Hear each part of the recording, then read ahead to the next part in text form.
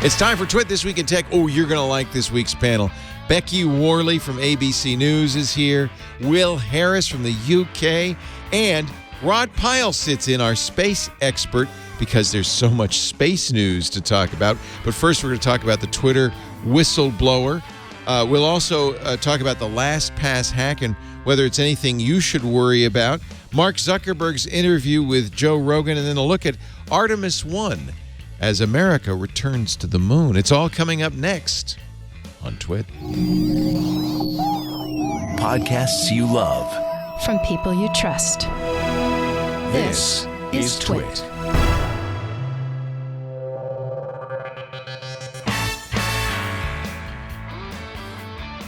This is Twit, This Week in Tech, episode 890, recorded Sunday, August 28th, 2022. Jail or Olympics? This Week in Tech is brought to you by Policy Genius. If someone relies on your financial support, whether it's a child, a parent, even a business partner, you need life insurance. Head to policygenius.com/twit to get your free life insurance quotes and see how much you could save. And by Userway.org. Userway is the world's #1 accessibility solution, and it's committed to enabling the fundamental human right of digital accessibility for everyone. When you're ready to make your site compliant, deciding which solution to use is an easy choice to make. Go to userway.org/twit for 30% off Userway's AI-powered accessibility solution. And by Wealthfront. Get a bonus $50 when you start investing with Wealthfront. Sign up today. Visit wealthfront.com/twit. And by the new and recently updated Tricaster 2 Elite by NewTek, the most complete live production system on the planet. There's a Tricaster for every production, including yours. Visit go.newtek.com/twit-tv for an interactive guide that can advise you on which Tricaster is right for you.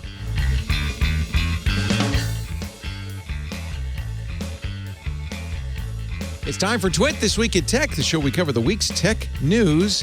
You're going to be very happy you tuned in this show today because it's OG Twit time. Becky Worley is here, my dear friend from ages gone by, ABC News technology and consumer correspondent. You see her all the time on Good Morning America and elsewhere on ABC. Hello, Becky. Hey, Leo. I was just trying to think, how long have we known each other? 98? So going on 24 years? That's insane. Kind of amazing. Yeah, we first met when you produced both the Screensavers and Call for Help at Tech TV's debut. It was ZD TV back then. And you produced Call for Help for most of the show, I think. Yes. Yep. And you wrote my recommendation letter to go to grad school. I had to get rid of her, so we sent her to Stanford. And you always give me credit for that, which is sad because I'm sure it didn't have anything to do with that. But I'm so glad you went. You studied educational technology, right? Yep. And haven't really used much of it. Not at all, no. But it was a good experience. It was certainly good to be in that environment. And, I took a ton of computer science classes and human computing interface.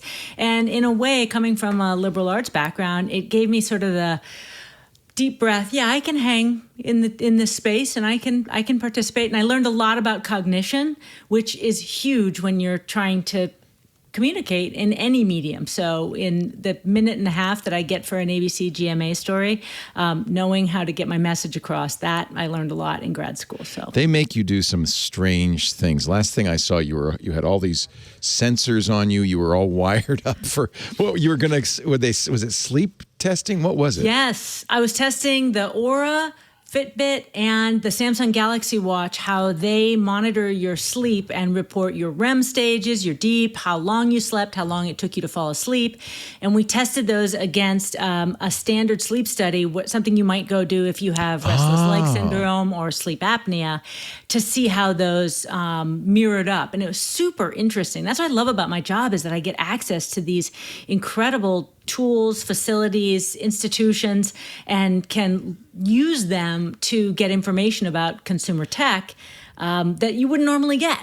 Yeah, this is something for instance, we always would like to do, but don't have the resources to do it. So how accurate are those devices? Well, it hasn't aired yet, so I can't give you the full details. But thank you for the tease. When is that going to be? Is it going to be on this week? It's going to be on, I think, in October. We've been doing these series about biohacking called The Science of You. Right. And I have loved it. And I want to talk a little bit later, if you want to, about continuous glucose monitoring apps. Oh, and, I'm wearing one. I'm wearing a CGM right now. See, and you know what's interesting? Was not prescribed by my doctor. It was something I saw on Instagram. We'll talk about that in a bit. Okay, yeah. I want to hear about that. Into the Instagram ads. Yeah, I'm a sucker for those. But I am type 2 diabetes, diagnosed a few years ago, and I've been doing finger pricks just every once in a while. And I thought, hey, that's kind of cool if I could continuously monitor this. This is the Abbott product, and we'll talk about it. That's cool. Anyway, it's great to see Becky. Here, so we'll talk about it. Becky's always here when I'm not here. She's our preferred fill-in host, so it's nice to have us both in the same room at the same time. People were starting to suspect that perhaps we were the same person. But same. Yeah, now we know. Also with us, hey, I haven't seen Will Harris in a long time. He's got a new job every week. Every time I see Will, he's got a new job. Hi, Will. Welcome back. Hey, it's good to be with you. It's a fabulous Sunday evening here. I always love doing Twit. Obviously, we kick off about sort of it's middle of the night. PM Yeah. Over here in London. Yeah. So tomorrow is a national holiday, so I get to stay in bed in the morning. Oh. So, we can go for however long, it's all good. What day is tomorrow? Monday, Leo. Is that a national holiday now? I think that's a great idea. We have like a national holiday for the end of summer. It officially is like, when the misery begins. Is it like St. Stephen's Midsummer Day or something like that? I mean, what's the name? Something like that, yeah. Okay. I like that you're translating, Will, and calling it a national holiday and not a bank holiday. I know my audience. But yeah, as Leo said, I think every time I come on, not quite every time I come on, but it's lovely to be here. I have a fantastic new gig at unbound.com. This is really cool. Really interesting books. Oh, this is so cool. So you're a publisher, and the books are very nerdy, very interesting, and crowdfunded. So the kind of idea is that, like, whereas most publishers, they publish quite mainstream stuff because you need to be able to guarantee the return that you'll get and guarantee that you're going to get it into Barnes & Noble, we are able to do much more interesting and some slightly geeky things because we crowdfund the first printing of all the books that we do. So we've got some fantastic books around the making of the Resident Evil series, the making of Alien Isolation, which I think most people consider to be the scariest video game ever made. The Gothic Cookbook. The Gothic Cookbook, if you're feeling a little bit miserable, but also kind of kitchen-esque. But this is the one our audience is going to be most interested in. Douglas Adams, who passed away some years ago, creator of Hitchhiker's Guide to the Galaxy. We didn't expect any new Douglas Adams books, but there is one. Yeah, so we worked with the Douglas Adams estate. So we have a book called 42, and it's all the kind of stuff that was left lying around Douglas Adams's office when he died. Oh, Lord. So there are Post-it notes. This is my worst nightmare. Unpublished kind of memos, some wedding speeches, papers that he had kind of kicking around. So we collated a sort of, each page is a facsimile of something interesting from his office. Scripts, jokes, speeches, to-do lists, poems. Oh, Douglas Adams it's kind of fans the last... would flip over Douglas this. Adams fans, it's the last kind of trove of material from him. So we have that coming out. You can pre-order it now and get it, get supporter editions the beginning of next year. I just want to say, if you do this after my death and you find the Bitcoin password, I would really appreciate it if you would not publish that until my estate got a hold of it. Okay, just saying. Just saying. This looks cool. You are offering our audience an offer code. I just wanted to mention this up front. Yeah. Well, thank you. You're very kind. If anybody wants to go and grab a book, if they want to grab 42 or the Resident Evil or Alien books, Twit15 will get you 15% off any pledge at the checkout. So go and stick that in and enjoy some nice books. Thank you. Unbound.com. every time you're here, you have a different job, but they're always great, right? You're always doing some very interesting things. This seems like a really interesting a company to work for, Unbound.com. And look who the cat drug in.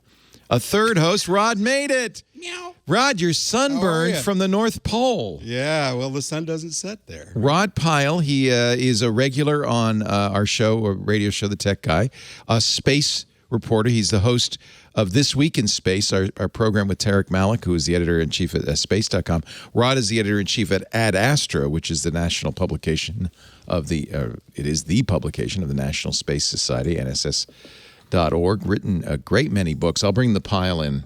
I'll have the pile brought in. The pile for later in the show. Okay, that's fair. But the pile, we call it. But you just came back from a month on Mars. That's what I called it, yeah. And it was extraordinary. You're up in the Arctic Circle, right? Yeah, so we were up at about 15 degrees, or 75 degrees. Yeah. Sorry, it's 15 degrees south of the pole, which sounds like it's a fair distance away, but the sun never set. It kind of skirted the horizon, which, as I was mentioning to you earlier, for a photographer, you got sunset for 3-4 hours a night. And NASA goes up there because it's like Mars. Yeah, so it's so close. I mean, there's no perchlorates. The soil isn't oxidizing like Mars, but it's gritty. It won't kill you instantly, is what you're saying. Not like Mars, yeah, but it's cold all the time. The soil's very sharp and gritty, gets into everything. So it's a great place to test hardware. So look at tested this spacesuits. This is Mars-like, I guess. Because there's no animals or anything. And you guys are riding instead of rovers, you're riding little Kawasaki ATVs. Yeah, because they had 2 rovers up there, but they kept getting bogged down in the soft soil and so forth. Oh, so Pascal Lee, who runs this in conjunction with NASA. He's got a doctorate in planetary geology, works down at Ames and the SETI Institute, is a big advocate of using some kind of alternative ATV on Mars. Nice. The idea being the astronaut would have some of their life support on the ATV. So when you sat in the ATV, you'd have your spacesuit plugged in, and when you got off, it kind of follow you everywhere you go. So that's why they experiment with ATVs. They were testing that. Yeah. And here's the gang up where the sun never sets. The guy on the right, John Shute, looks like he actually lives up there. He's an amazing guy. He's crested 4 of the highest mountains on the planet. He's done 34 seasons in the Antarctic. Yeah, it looks like it. As an expedition leader, finding meteorites. And he's this regular. If you didn't ask him about it, you'd figure he's just some guy living on a bus stop, Yeah. But you start talking to him, and he's astonishing. What fun. Yeah. Anyway, really, Rod is here because there's a lot of space to talk about, including tomorrow's hoped big launch. Crossing our fingers. Anyway, what a great panel. Rod Pyle, meet Will Harris, Becky Worley. Welcome to all 3 of you. I guess we'll kick off. There's so many stories we could start with. I think we should kick off with the Twitter whistleblower, Mudge, who worked briefly for I think for a year and a half for Twitter as their banging on 2 years, almost 2 years. Peter Zatko, he was very well known. He was one of the members of the Cult of the Dead Cow hacker group. Testified to Congress as one of the members there about hacking. He was at Loft, LOPHT, very well known hacking group. Later on, worked for the Department of Defense and other very respectable organizations in cybersecurity. Was hired by Twitter right after they were hacked. Remember when Elon Musk and Barack Obama and Tim Cook's accounts were hacked, saying, "Hey, we want to give back. So if you give us some crypto, we will double it and give it back to you." Like any idiot would fall for that. But it was a massive hack of some of the best known accounts on Twitter. Twitter freaked out, hired Zatko.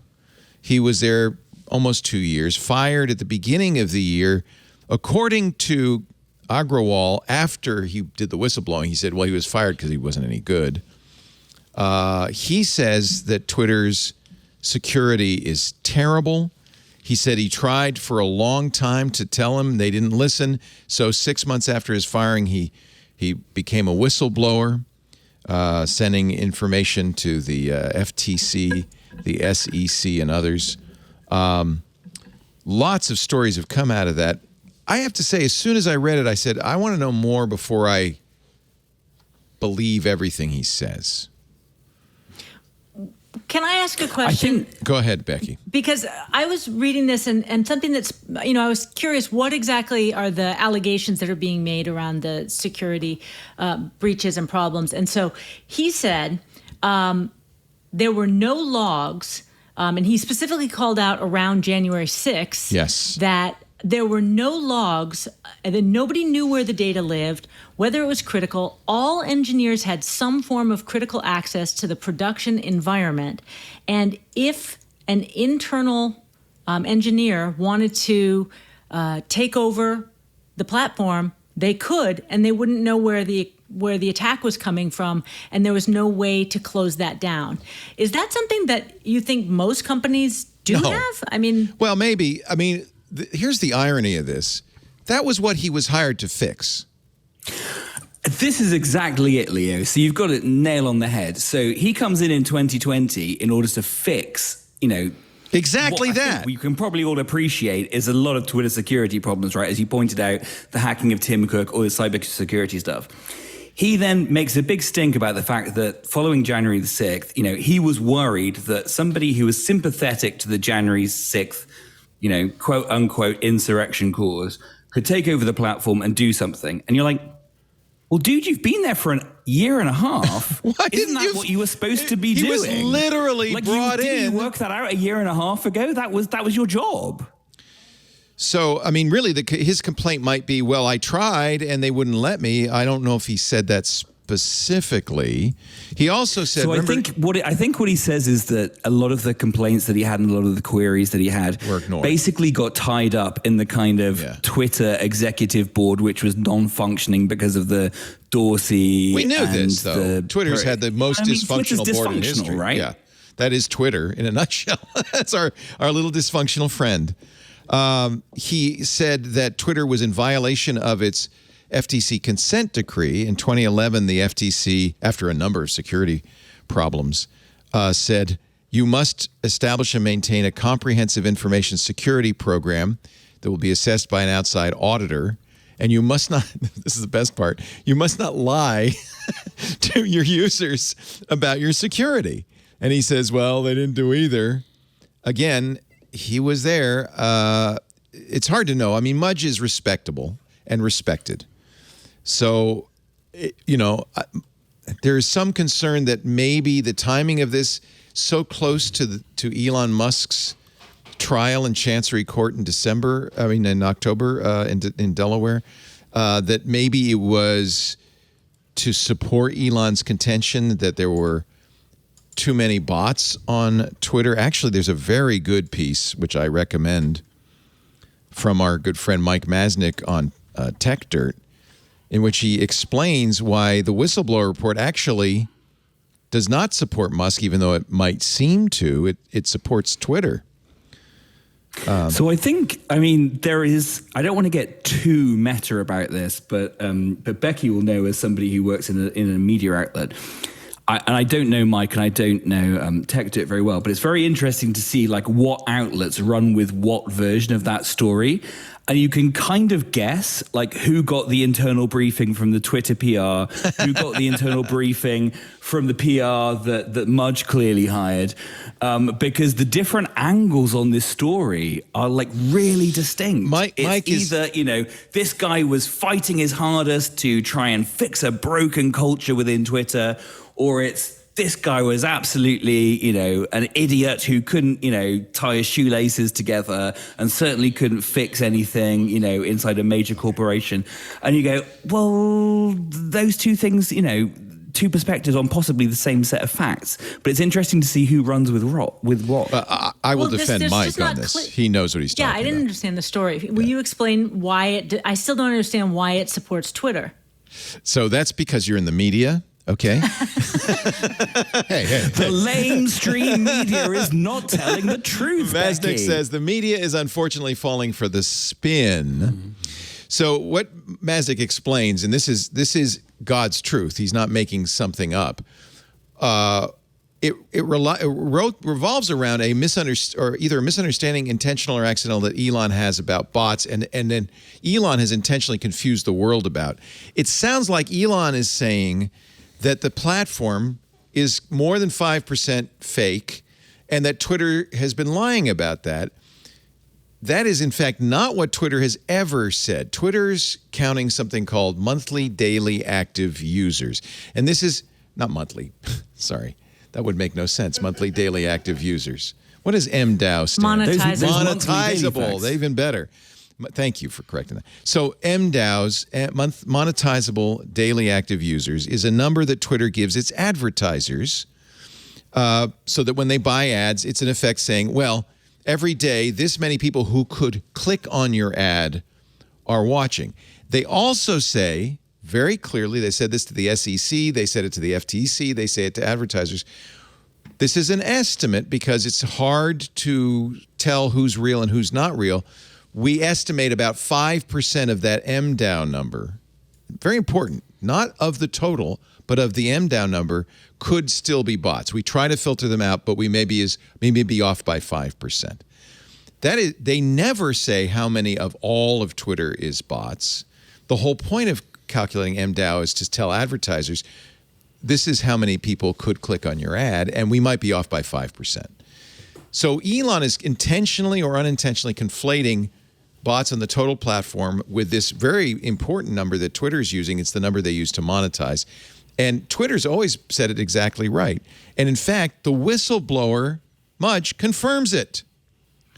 I mean, that's exactly right. I mean, I think to say whether Elon is doing it intentionally and unintentionally, look. Is there that much question? We don't know it? his intent, but it looks like he's trying to get out of the deal, right? Like and so he's looking whatever right? he can find to get out of the deal. But right? I think the more important point, rather than the spam and the bot thing, is kind of a tangent. The question is, did everybody who is basically an engineer at Twitter have access to basically mess with the platform with no logs that described who messed bad. with the platform? Right. I mean, that's bad. If you've got to commit code, if you've got to mess with the platform, that's something that you should put your name to. And he is basically alleging that anybody, half the engineering team could commit anything without having to put their name to it. Here's why this whole MDAO thing is relevant to that. Because Mudge is misstating this in Elon's favor, showing a misunderstanding of what's going on, which then casts, in my opinion, into doubt the entire whistleblowing account. If he doesn't understand this, we don't know how much of this is accurate, how much of this is he thought supporting Musk. It puts the whole thing in doubt. So I'm not saying it's not true. I'm not saying it's true. I'm saying what we have to do is wait for an investigation. The SEC and the FTC will investigate. And see what they come that'll be up pretty with. quick, right? That'll come around pretty quickly, right? And in 10 years, we'll know what happened. I looked at this from a different perspective, which was follow the money. And so Mudge, in the federal whistleblower policy, Mudge there's a could get up to reward.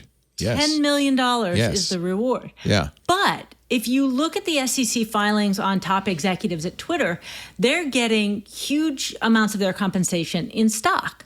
So I don't know the exact amounts that he was compensated in stock or how much he currently holds, but you're thinking that he would sabotage his own net worth by undermining the platform. So both of those things could be true. And so is he going to make more money from the reward than he would lose from the failing stock? We don't know that. Right. What we don't know is if Elon Musk made a call and said, hey, it'd really be helpful. I mean, that's really a scurrilous. That's very conspiratorial. That's a scurrilous accusation. But I think my point is there's a lot we don't know. And I don't think you can just say, well, Mudge isn't lying. This is true. If it is, it's horrific. It's bad. But there is some areas in this, including the MDAO, where he doesn't understand what's going on. There's also this question of, well, it's that bad. Why didn't you fix it? I mean, that's something he could have fixed. He was in charge of security. He could have said, no, from now on, we got to log access. Simply. Well, I think the thing that it really comes down to, and the thing that it just highlights, and I mean, in a sense, the sad thing about this is that it isn't really news, which is Twitter leadership is just an absolute shoot show. Like, it's terrible. Nobody can, really take responsibility for anything. We are in a situation where the board is trying to force a sale of a company at a stock price that was, 30% lower than it was 9 months ago in order to get out of what seems like a grim situation. Like, this is not a company that's got its head screwed on straight. No, but we've always, like you said, this is not news. It's always been a mess. Not news, but it is sort of crazy that this, Twitter has almost become a utility for a certain section of the internet. And it's kind of mad that it's run so insanely. This is the real question then for you all as the panel. And I'd love to know what you think, Becky, and I'd love Will, and I'd love Rod to weigh in on this. How important is Twitter? So what if it's a shoot show? Right? Who cares if it's a shoot show? So I think the answer is it's really important to a certain segment of the population. Journalists. We way overestimate how much of the population that is. It's like 100% of journalists are on Twitter. And so journalists think that 100% of the world is Twitter, right? And I say that as a former journalist. I understand the bubble. How important is it to real life? I mean, what percentage of the US population is on Twitter? Like 7%, 9%, less than? Yeah, but think about it this way. A lot of people assert that Twitter is the public square, right, of the digital age. That's my question. But is it? I like the metaphor that it's more the Colosseum. That a lot of people, and this is not my original idea. This is brilliant. But that the idea is that there's so much viewership of the blood sport that's taking place on Twitter. And that is important. And it's a proxy for the public square. Now, that's just one thought. Another thing, this question really was front of mind for me also, Leo. So I did a little research and listen to this. The Senate Judiciary Committee's top Republican, Chuck Grassley, said that all of these complaints, the whistleblower complaint, raised serious national security concerns and privacy issues that need to be investigated. And he said, take a tech platform that collects massive amounts of user data, combine it with what appears to be an incredibly weak security infrastructure, and infuse it with foreign state actors with an agenda, and you've got a recipe for disaster. I actually thought that was pretty intelligent. Except the foreign state actors aren't getting the data that Twitter collects. What data does Twitter collect, really? It's doesn't collect the same quality of data that Google and Facebook collect, incidentally. I mean, what information do you give it? Look at the trending topics to know that, right? Yeah. I mean, what information do you give Twitter? Not much. In fact, they did misuse the information. We know this. When you give them email and phone numbers for two-factor, we found out, and they've pleaded guilty to this, that they would use it for advertising. Okay, but that's not a national security issue. Remember, the Republicans don't like Twitter because they banned Donald Trump. And so I think there's a certain amount of piling on from the Republicans because they just don't like Twitter. So let me ask you this, Becky. Do you think Twitter could be used by foreign adversaries as a potent propaganda tool? I don't know. I mean, I guess I would only just extrapolate in a thought experiment based on the complaint and the whistleblower complaint, which is what would be a scenario where it could have caused more destructive actions, say, during the January 6th insurrection? What if certain accounts were suppressed and others were promoted? Would that have really changed history? I'm not sure. I don't think so. I mean, maybe it was used to organize, but if it didn't work, they could go on WhatsApp, they could have gone to Signal, they could have gone to any number of messaging platforms. Network. Truth Social apparently is about to go bankrupt, by the way. That's another. Yeah. But I think, matter entirely. Becky, you've hit the nail on the head with the Colosseum thing, right? It's about a group of people wanting, a certain amount of spectacle and enjoying the spectacle. But I think the fact that we're even discussing this, this evening is a case. Tech Network. Look, we're going to discuss it because the quote comes to mind of, Leo, are you not entertained? Yes. Well, I have heard from many of our most avid fans that they are not entertained by discussions of Twitter. So I am taking a great risk doing this, but I think it's important. I have two little more nuggets. My point with Grassley is he's bringing in two separate things: the privacy violations and foreign actors. They're two completely separate. They're not. There's no intersection, even though he's acting as if there's an intersection.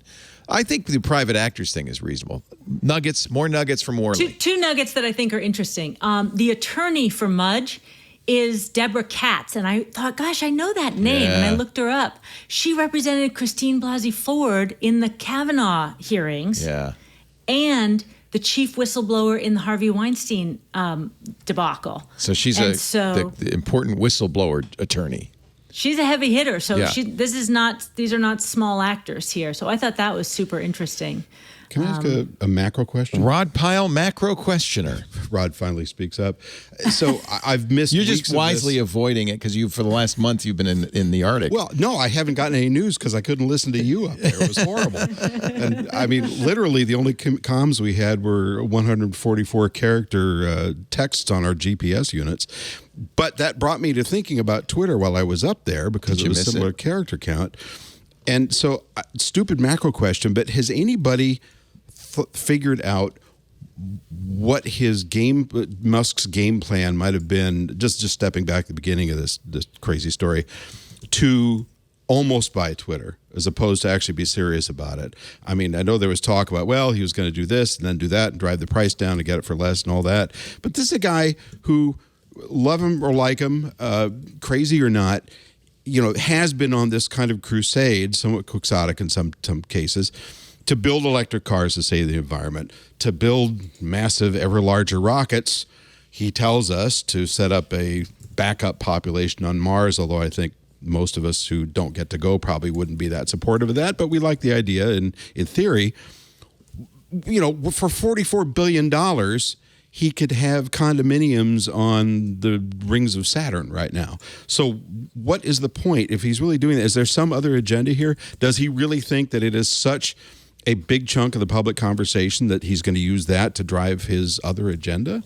I'm confused. Can I give the conspiratorial answer from the other side of the pond? Oh, please, I love conspiracies, and we never flew to the moon, you're going to tell me. So the conspiracy that we have over here... There was a guy who used to be on the show that said that, and we don't have him on anymore. Banned him. Go ahead. Is that Elon obviously has an enormous stake in Tesla, which is, to a greater or lesser degree, heavily dependent on government grants, and part of the... if you look at the Inflation Reduction Act, gives a lot of credits to automakers that make electric cars. It restores Tesla's credits, which he had lost. Yeah, he has enormous contracts with the Space Agency and NASA, which are government bodies. And all of this is a very long play on the expectation that Donald Trump will win in 2024. And in order to restore access to Donald Trump's Twitter account in 2024, there might be a little quid pro quo to Elon. Wait a minute, people across the pond think that? I mean, when it comes to your crazy politics, talk. we'll think about most things. Is it? I mean, is it crazy? Is it crazy to think that Elon would barter Donald Trump's Twitter account? I think there's a simpler Occam's razor here. I think there's a simpler explanation for all of this, that the Elon Musk who bought Tesla and built it. Did he found SpaceX or did he buy it? He founded SpaceX. It with a couple other engineers. And built it. Is not the Elon Musk of late that we've seen primarily on Twitter. His latest thing, by the way, is the biggest crisis coming to the world is underpopulation, which is why I have 10 children. He's off his rocker now. Names. He's not the same guy. He's off his rocker. And he's also he's a ready, fire, aim kind of guy who ready, fired, aim $44 billion to buy Twitter and then realized, oh, that was a bad idea, and has been trying to get out of it ever since. That's I think Occam's ready, razor. fire, aim was how he got his 10 kids, wasn't it? What do you think, Becky? Yeah, I mean, I think he shoots from the hip. and it's worked well for him for a long time. And this, there's times when it doesn't work, and you want to back out. And he really got into it, and is now in a big legal brouhaha, which is going to take up a lot of his time and energy, and cost him money because. Yeah. I don't think there's any way the Delaware court doesn't say, well, you got to make Twitter at least a little bit whole. I don't think they're going to make him buy it, but I think that they're going to say more than $1 billion, more than the $1 billion breakup fee. It's going to cost him several billions. And by the way, I also think the market changing in the middle of all this offer didn't help. I mean, didn't help, and might have given him cold feet if he was sort of on the edge. And so maybe and if you look at the amount of that Tesla restitution stock is that he's had to sell. Yeah, the amount of huge Tesla amounts stock of that he Tesla sold to try and make that happen, right? And saying, I'm not going to sell any more Tesla stock, and then 2 months later, more Tesla stock. Well, there is another conspiracy theory on that one. Tesla, as you know, just did a 3-for-1 stock swap, and the thinking was that he was going to sell the stock. There was a tax manipulation, essentially, and then buy it back at a lower cost after the split. So and in fact, there's some people who even think that was the play all along. I'm trying to remember who it was. Not Jim Cramer, another stock guru who says, what this really was all about a Tesla stock and nothing about Twitter, nothing to do with Twitter. So I actually thought Elon looked really normal this week at the SpaceX T-Mobile event when he was talking about satellite coverage and how that's going to. Let's talk about this because that's going to be a great story for the next segment because it ties in with what Apple's about to do a week from Wednesday. Are we done? Are we done with this Twitter? Yes, we're so done. We're so done. I would say, correct me if I'm wrong. Bottom line on this: interesting whistleblower, fascinating. Going to have to withhold judgment till I see more evidence. The EU is also going to do an investigation. There's investigations galore being launched by this. I personally am going to wait and see. I'm not going to believe or disbelieve. I'm just going to wait and see. Does that seem reasonable? Yeah, there's lots of signals pointing in both directions, and I think it's fair to hold your judgment until time plays out. In about 2028. Alas. I think he just loves achieving in chaos. I think he loves attention. I think he's at this point an attention whore. Mm-hmm. Yeah. Well, and it's a very. Him well. I mean, anything around Elon is a very high signal to noise ratio, right? Or very low. What's the right way? Low signal to noise ratio. It's one of those. It's either high or low. What's the right one? Lot of noise, little signal, high noise. Yeah. So that's. Depends on your maths. Slow. You got it. Slow. People who know, you started to say, right, people who know Elon. Well, seem to feel that money really has been this sort of late arrival of concerns to him. And I mean, he was so close to totally winking out when SpaceX was first failing. Not the first time. He's done he's thrown his entire fortune into Tesla, risking the loss of everything. So and did it again with SpaceX at least 2 or 3 times. And if it wasn't for external investment, they'd be done.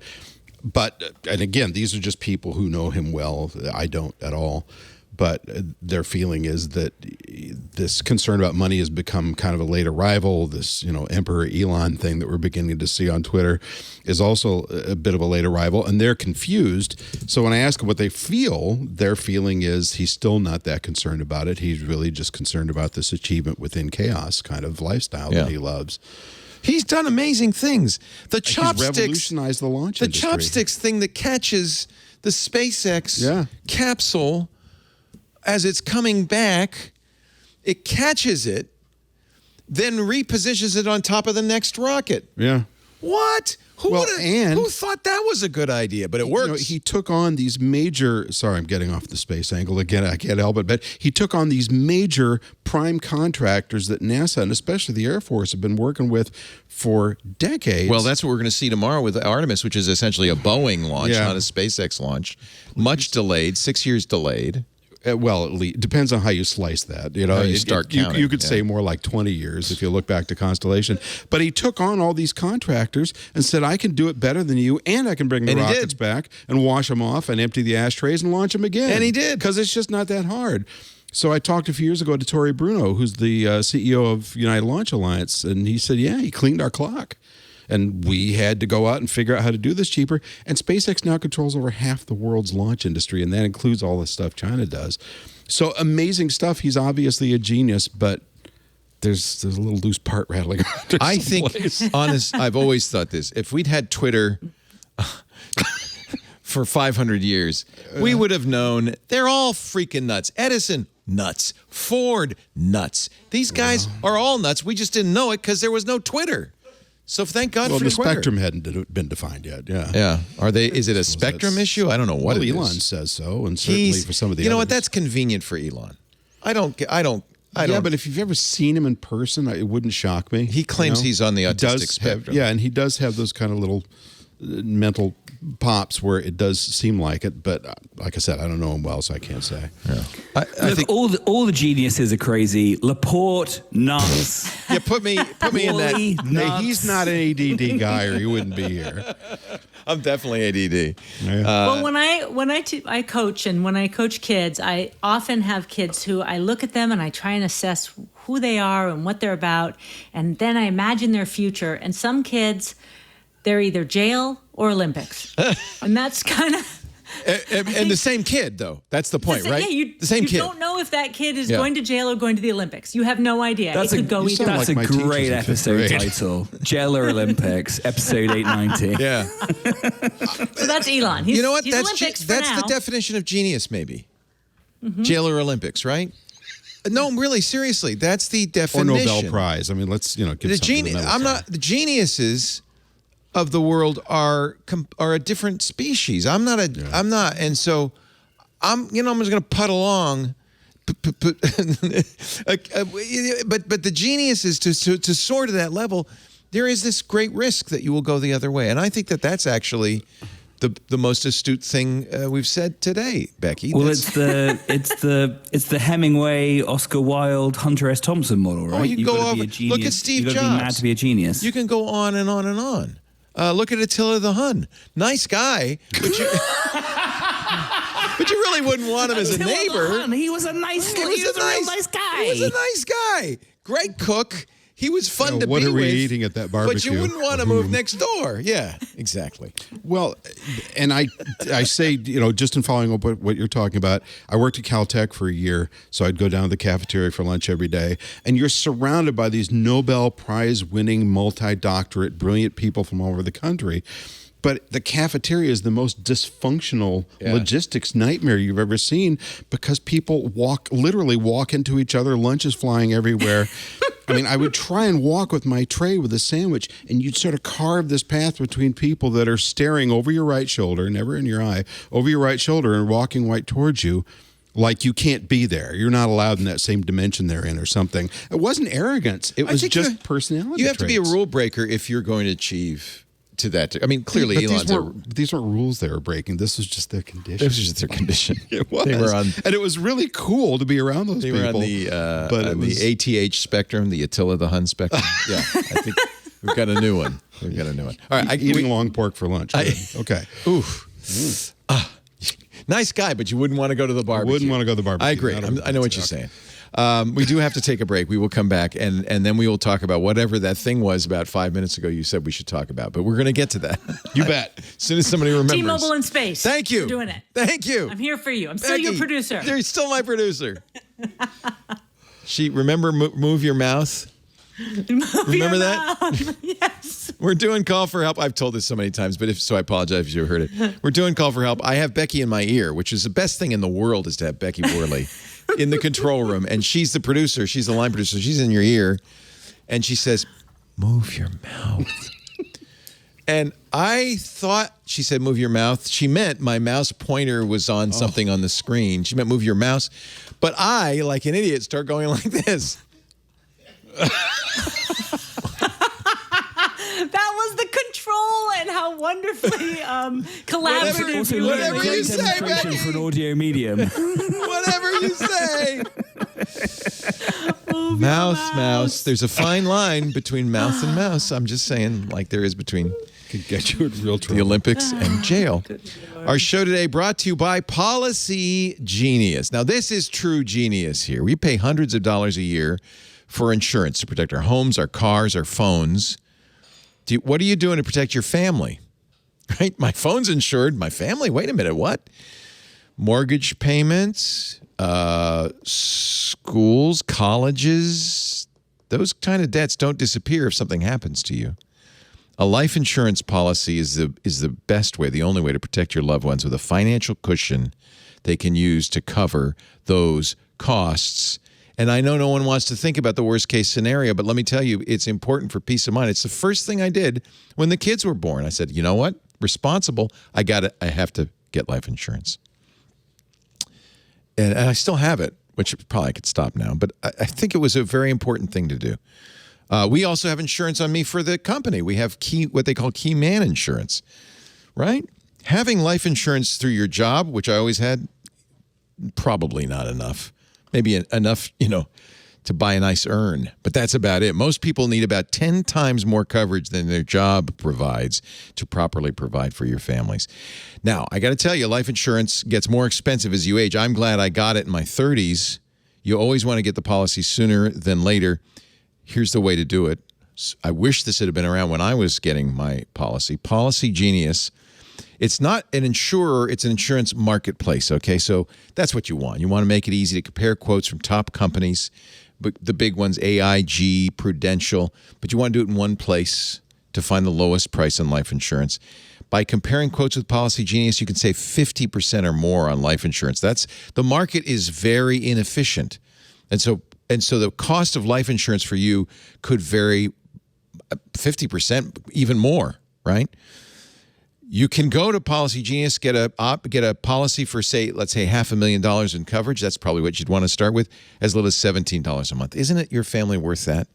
Click the link on the show page or go to policygenius.com/twit. You can get personalized quotes in minutes, no obligation, no cost. Find the right policy for your needs. In order to advise you on this and help you with this, the people at Policy Genius have to be licensed agents. That doesn't mean they're selling you their life insurance, but they have to be licensed agents to advise you. So they're working for, I want to make this really clear, they're working for you. They are not employees of insurance companies. They're on hand for the whole process so that you have somebody trusted. You can ask, well, what's this mean? What is it? What should I do? They want you to understand your options so you can make decisions with confidence. And they're not paid by the insurance companies. Policy Genius does not add on extra fees. They don't sell your info to third parties. I know we're all very sensitive about that these days. Just check, Google or Trustpilot and look at the reviews. Thousands of 5-star reviews. People use it. They love it. You can get coverage in as little as a week. If you want, you can avoid unnecessary medical exams. It depends. But you can go there and say, that's one of the things I'm looking for. Since 2014, Policy Genius has helped, get this, over 30 million people shop for insurance. They've placed $150 billion in coverage with the biggest insurance companies, the best insurance companies. They do, of course, have home, auto, disability, renters. They have all the insurance. So anytime you need insurance, policygenius.com/twit. But I wanted to really emphasize the life insurance because that's something I think a lot of people forget about. Go to policygenius.com/twit. Get your free life insurance quotes. See how much you could save. Thank you, Policy Genius, for supporting the show. We appreciate it. And you support the show. And I always say this, but please take it seriously when you go to that special address because they're looking for that to see if you saw it here. policygenius.com/twit. I'm going to get to your story, but I'm going to do it in a circuitous fashion, Becky Worley. Okay. Because the Apple event we've got the invitation. I didn't get an invitation. The invitations went out. Are you going to go, Becky? Do you get to go to? I'm not sure. I got the invitation to stream, but but that doesn't count. May Everybody or may can do not. that. But see, I think we get one invitation for ABC. So they're That's talking my about story. sending me. I'm not sure. Everybody in Northern California gets one invitation, and I'm not on that list. No. No. Well, you and I were both banned. I'm just Were happy you banned? to be. Yes, because of Twit. Oh, this is when you accosted Steve Jobs? He came to me.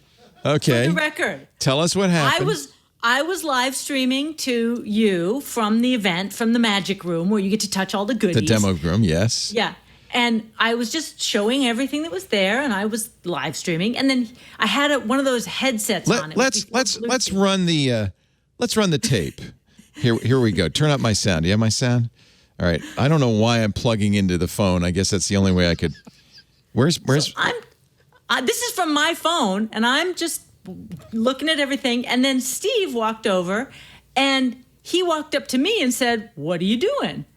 And I said, "Well, I'm live streaming, and we're looking at all the great gadgets." And then I asked him a question that he didn't like, and then his lady handler got real. That's her, and Katie. Yeah. She got real unhappy with me. Pushed you away. And, you asked him, when are you going to open FaceTime? You promised FaceTime would be open source, right?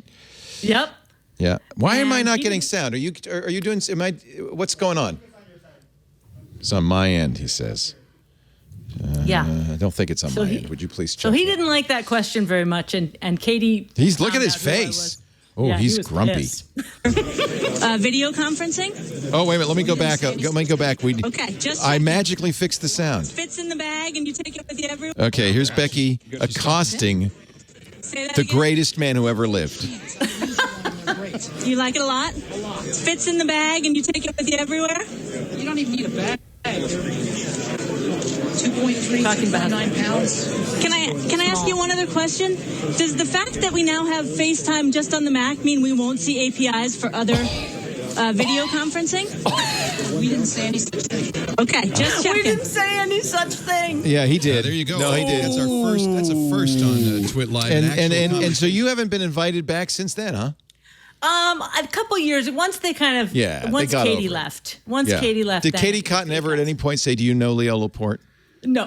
Okay. No. Okay, just So check. I didn't rat you out, dude. I'm just saying. I love just the mild casual sexism of like, can you put this in a bag? And it's like, no, you don't even need a bag. You can put it in your pocket. It's like, how many dresses have pockets? Come man? on, man. This is the major complaint of all the women in my life. None of my dresses have pockets. What are you To fit in doing? a purse, of course. I think in hindsight, I like the fact that we were talking about like, oh, it's so light and casual. Can you put it in the pocket? Hey, were those APIs coming out? We're about FaceTime, open source. You're a sandbagger. You are so good. You are so good. Thank you for doing that.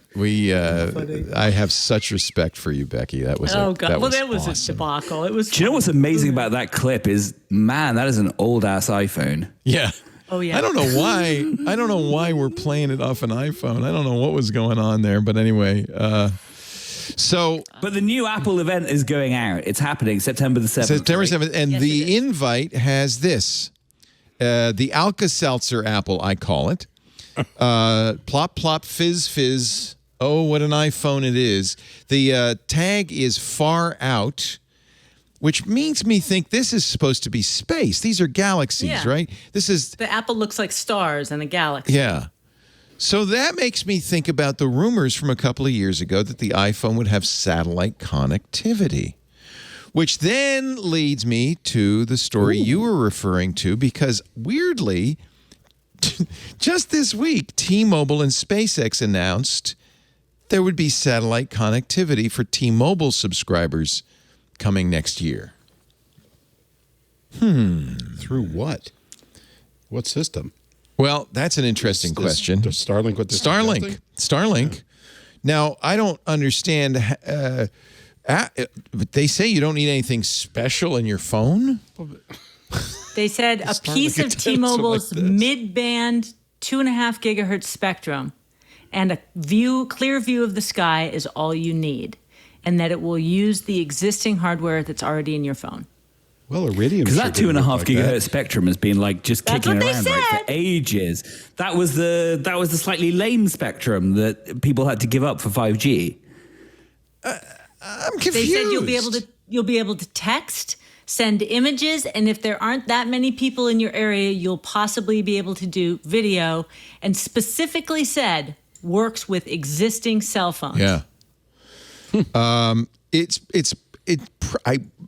I'm gathering, and certainly the Apple solution is intended for areas where there's no coverage, but you need it used in emergency. It's like a spot phone, right? Mm-hmm. But that didn't sound like what T-Mobile. No, the Apple one was exclusively an SOS communication. Right. Was the rumor. But the T-Mobile one is, they said it'll be free For premium or mid-range accounts, low-cost accounts probably won't have it. And Musk said it's meant to provide basic coverage to areas that are completely dead. Hawaii, Alaska, This is one of the- ocean parts. Ocean Park? This is one of those Ocean things parks. where it's like, it feels like, I don't want to say like it's almost too localized to be an Apple event, but it's like, Europe doesn't have that problem. Right, there aren't places in Europe really where you can go where you can't get good cell come phone on. coverage. There are places in It's like Transylvania where you cannot get cell coverage. It feels like a very American thing. I have an alternative theory. This is news to me. I did not realize that only in America you lose cell phone coverage. Yeah, anywhere in England you're going to get decent 4G. Interesting. Okay. That's what happens when you get Brexit. Brexit happens and you get the amazing coverage. All right. Okay. What about if it's a camera that has like a space mode? Because everyone wants to take proper photos of space. You're talking about the Apple. You thing. never get good ones. Yeah, that was the other speculation, is that these are astrophotography. That was stars. my first hit on it. That'd because be it looked cool, like right? something you might get off the web, and that you could then make the allusion to. And they're selling all these great. If you look at Celestron now, they're really this amping is my on the Pixel iPhone. 6, which has excellent astrophotography. Yeah, but there's a lot. Came more out iPhones a year out there. ago. They've sold 7 of those since it came out. Yeah, but I'm one of them. So Well, there you go. So you're important. No, but they're really. that's very pushing the Apple, though, iPhone isn't it? for And now, for the astrophotography. first time, astrophotography on a phone. Well, yeah, because those 7 people that bought that phone don't count. You're going to bring space photography to the mainstream. Okay. We're going to make space photography accessible to people for the first time. You can come up with all sorts of Apple blurb. It'll be called, Face Space. Snapple app. And there'll be an open API for it for everyone else. Thank God. So is that the panel's, or it just consensus looked cool? that this is, or just look Because it's often the web decade now. On Mac Break Weekly, we often say the designers at Apple are just laughing their ass off when they see all the speculation from media. Yeah. Oh, this must mean satellite phones. No, it's just a good picture. Yeah. Maybe it's just a tie into Artemis. Maybe the timing's close to the launch. Who knows? Yeah, or JWST. Yeah, that just looks like moon dust. That's kind of weird looking, isn't it? Looks scruffy if it's supposed to be Artemis, but I do buy the web thing maybe. I'm looking at it, and it does look a little bit like James Webb Galaxy. See, there's some on the side there. They're diamond, cat eye. But then what's inside? Nothing. That's gravitational lensing, and that's the power. Oh, yeah. Are they going to use gravitational lensing for the web? They did for that first picture. So no, they use it for the web. I know, but I mean can on you the do iPhone. that with your, Can you do that on the iPhone? Crummy little home telescope? That I doubt. But okay, so you don't think this is the Alka-Seltzer Apple? Because it could look like that. I mean, I could be that too. Well, after paying $800 for a new lid for this computer a month after it went out of warranty, Alka-Seltzer Apple would have been appropriate. When you were up in the Arctic Circle, yes, sir, you had no phone service. You had to use satellite. Yeah, we had to actually use our GPS units, and they had new text Garmin's capability. but it's alphanumeric. So it was like a trip back to 1991. So I was going. You mean it's T9? Tap. You have to. Yes. Oh my God. Tap. Oh, I did it backwards. So wait, where's the delete? If you key? want No, the it letter doesn't have C, one. you have to tap AAA. It wasn't quite that bad, but they basically had a display on mine anyway. Now, supposedly, get this, you can hook it up to your phone, right? Yeah. You can Iridium? Bluetooth it to your phone. Yeah. No, the GPS, unit, the Garmin. So you can then go in on your phone and use that keyboard. So I brought up a Bluetooth keyboard so I could Bluetooth to my phone, which would then Bluetooth to the Garmin. But unfortunately, I got up to the North Pole effectively and got ready to sign everything up or to get going because I had already signed it up when I was down here, and it said, hey, I can't find the domain server. The domain server? Wait, why would you have to do that for something that's designed to operate out in the wild? Domain server? Yeah. Oh, well. Really upsetting. And you called us, we heard from you every week via Iridium, which is a satellite phone service. Yeah. How many of those are left? I don't know. Because our service was abysmal. So when Iridium launched, it failed pretty. It was Motorola, I feel like. So. It failed pretty quickly. And it was like a batch of 16 and then another 16? There are 66 satellites. 66, okay. And they're geostationary, I think. They're floating right above you at all times. Right, but they still kind of bump along the horizon over the day. Oh, so they're not geostationary. So we had time of day issues. Now, it could have been weather, but certainly, standing outside under a clear blue sky, they would connect and disconnect and connect. Here's a and bit disconnect. of history. The Iridium Communication Service launched in 1998. Becky, we know that year very well. Mm-hmm.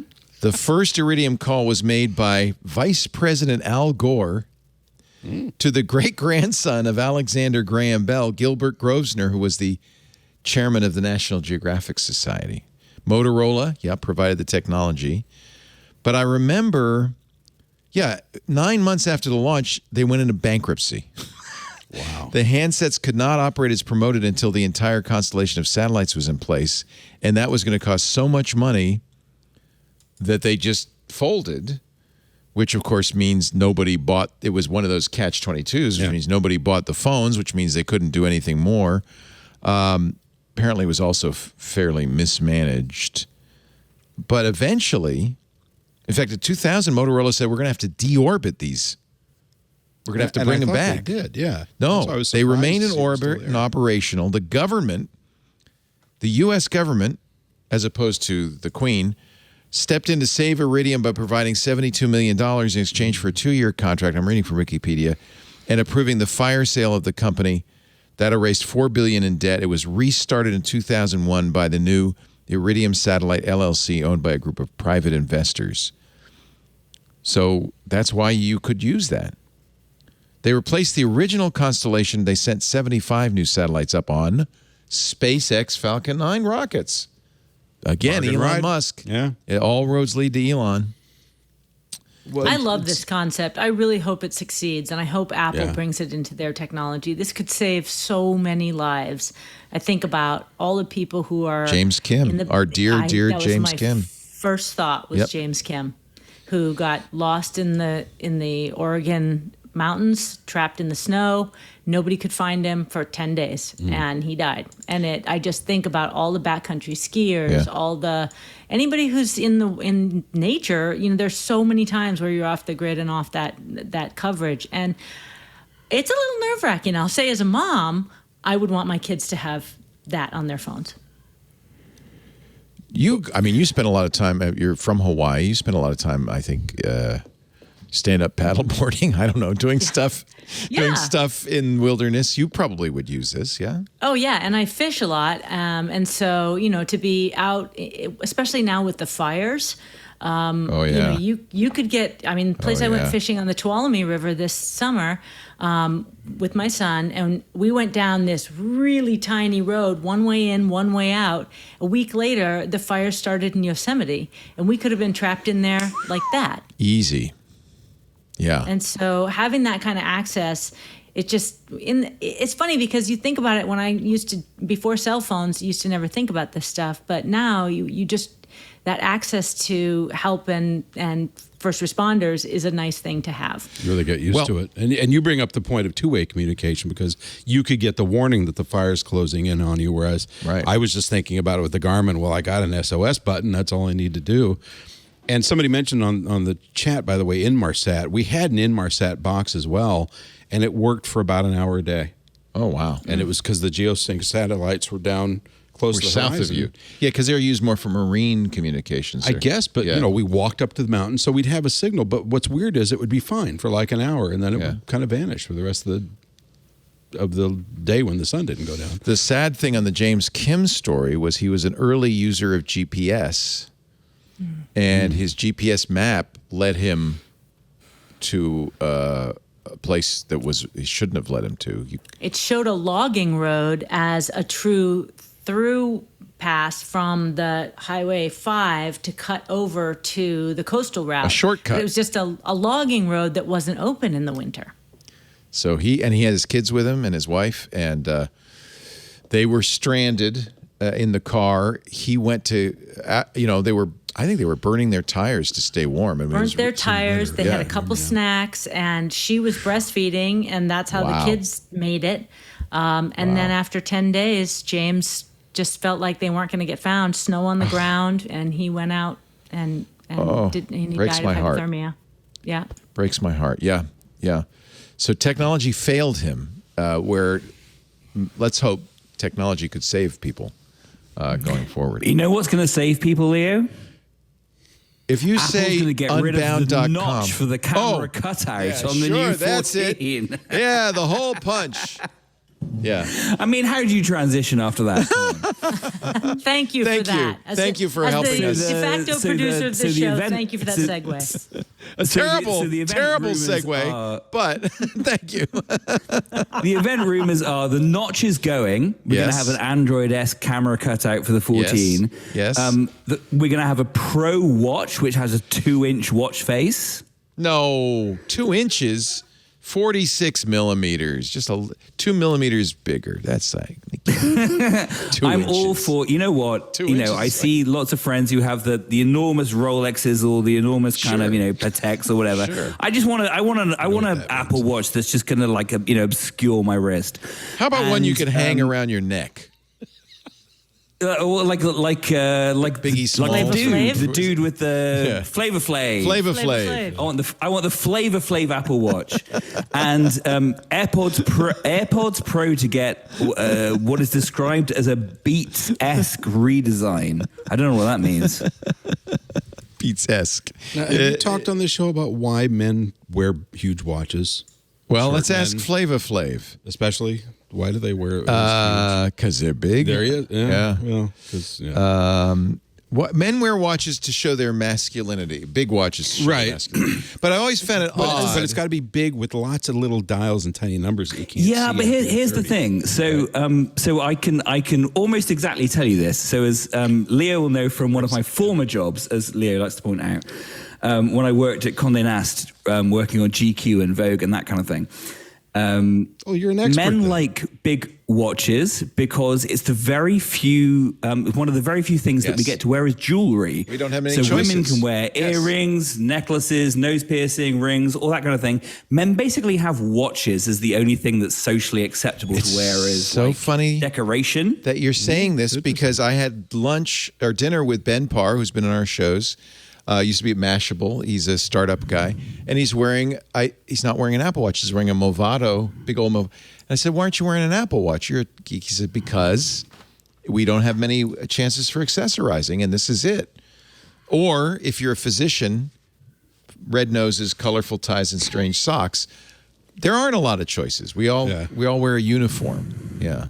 Well, it's interesting because the Apple Watch is kind of one of those great democratizers, sort of like the Prius was. You can live in Los Angeles, in West Los Angeles, no less, and drive a Prius and wear crummy jeans and a $500 T-shirt, and people can't assume, figure out how much money you make. Yeah. They assume you're loaded. Yeah. The same Once thing they is true see with my watches. nipple ring, they know. Ow. Ow. Just kidding. Let's see. I stole that from the chat room. Leo, no. Wow. But have you ever had a big chronograph? A big what? You know, one of those big... Oh, I thought you were talking about... No. Ooh. No. Yes, I've had big watches. But the Apple Watch is a big watch. No, but I mean like the detailed, I've it's had got those the whole big, planet Earth on it kind of thing. Things, yeah. And I bought one just because it was on sale. It was on Prime Day. It was a Seiko Cordura or something. Those are beautiful. I think they're cool. But it looked like a Breitling, at a quick glance. And I thought, well, I'll take that to the events where I have to, try and build up my stubby stature. And I cannot learn how to use the thing. It took me an hour to figure out how to set the time zone. Yeah. And now it's got all this other stuff on it. And then, I'm in I have to set and I had to get out the instruction book to figure out how to use, and then the second hand doesn't count. It just drives me bats. So I went back to wearing my little Chinese workout watch instead. My watch is, well, I'll show you my new watch, which is, I think it might be a little too big. I don't know. I'm just thinking it just might be a little too large. John's bringing it in. I don't even think I could wear this around my neck, actually. Wow, I've never seen one of these that was metal before. They're usually styrene. Yeah. No, these are nice. This is the real deal. Wow. Yeah. That might be a little big Flavor Flav, Leo. There. That might be. It's very Wes Anderson, Leo. I can see you holding it and just sort of, you're in the middle of a shot in a Wes Anderson movie. I've never had a watch you had to roll on its side. Roll it out of here. All right, moving right along. Anyway, with the Apple event a week from Wednesday, we will stream it live. Micah Sargent got an invitation, so he will be going down there. Interesting thing about the invitation, it did say the Steve Jobs Theater. So we were... It's going to be in person, right? Not only is it in person, it's going to be inside. So the last thing Apple did, WWDC, they did it at the campus, but they did it outside. There's lots of room outside there. The invitation specifically says the Steve Jobs Theater.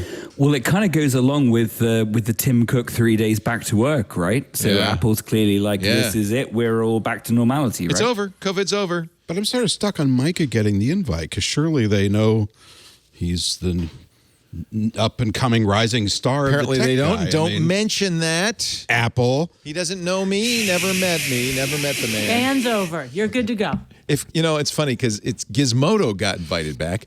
Becky Worley got invited back. Seems like. Did you do any penance, Becky? Did you kiss the ring or anything? I have kissed the ring. You've kissed the ring. No, I don't. have kissed the I don't care because somebody has to. These things. In fact, more and more, I'm thinking these are just big adverts. Why do we cover them like we do? Well, there was a great article about how tech products are no longer announced, they're dropped. Yeah. And the product drop is now an event just like an album launching. And so it's just the opportunity to just bring the hype, basically. Yeah, and I don't want to be complicit in that. So what we do is we stream it, but we then comment on it and try to give it ground it in some reality.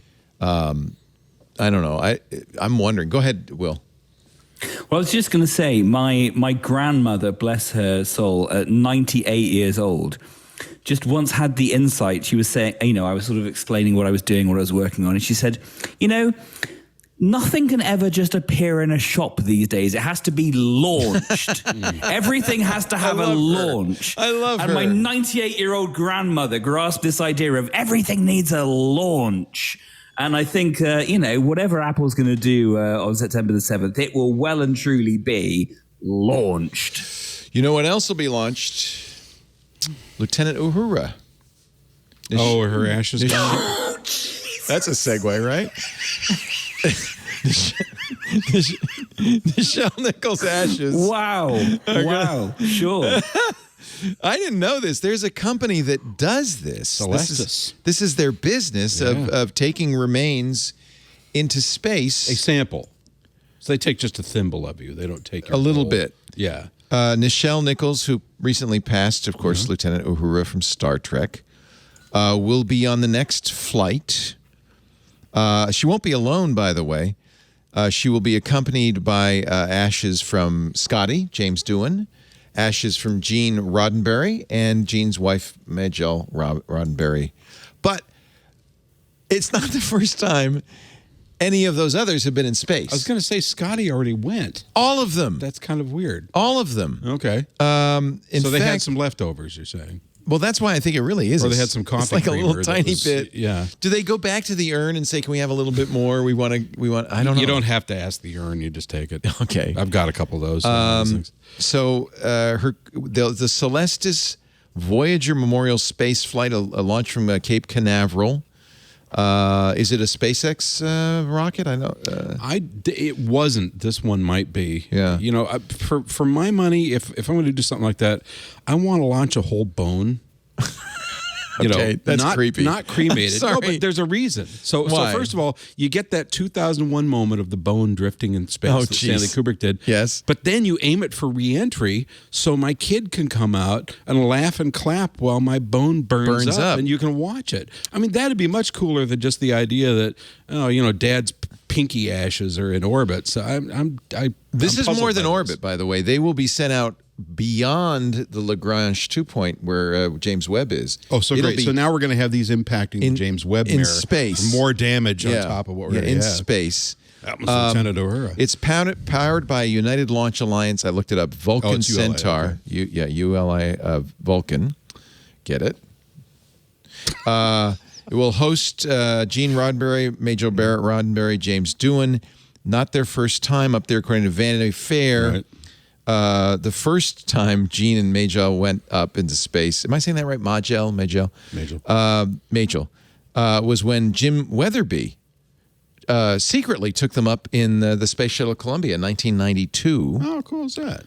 In 1997, Gene was loaded into a Pegasus XL rocket in the Canary Islands, from which ashes were launched, orbited Earth for 5 years before re-entering. So there's a little bit of Gene Roddenberry in all of us now. Yeah. And then through Celestis, Gene and Majel had some of their remains sent up 2 more times. So this is their 5th time. In 2013, their ashes were joined by Scotty and a strand of hair from Arthur C. Clarke.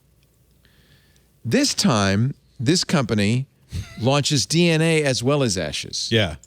I knew they were moving that direction, so I would just send up a skin cell, I guess. There's a great science fiction story that needs to be written here about James Doohan and Nichelle Nichols coming back to Earth because somebody cloned their DNA. We sent it to the aliens. They cloned it and sent it back. Like, I don't know. There seems like a story there. I'll leave that open to you. There is, by the way, a chance to join them. You have to be dead first. But I was going to freeze my head. Doesn't that get in the way of doing that whole thing? Yeah, no, because you could send a pinky. Just freeze the head and send the rest. Okay. Reservations are still open. Pricing starts at $12,500. I don't know. And that's for specs. See, if they were going to launch all of me cremated, we need a Falcon Heavy. So I don't think it's going to happen. This is so curious. Starting at. What do you think the bargain price? Well, maybe that's lower in the in the fairing, and you come out last. Upsell. What's the upsell on your? What is the you can get a memorial service, a launch pad tour. Doesn't really help the ashes much. A velour ash holder. Yeah. There's Gene and Majel. Hugh Daniel drew I'm really disturbed by the fact that the font on that website is basically the Halo font, which makes it seem very wow, Xbox-ish. This is going to be, Is that really the Halo font? That's hysterical. Yeah, it's very, very similar. Is there a date on this? Because the Vulcan's not flying yet. Well, did they say when? Launch schedule. They've had scheduled delays if memorial flights, the Aurora flight, the Tranquility flight, the Destiny flight, the Enterprise flight, and the Excelsior flight. Yeah, they're all scheduled. They're all scheduled. Later 2022 for some of these. November 2022. Q4 2023. February 2023. Our most popular memorial spaceflight service.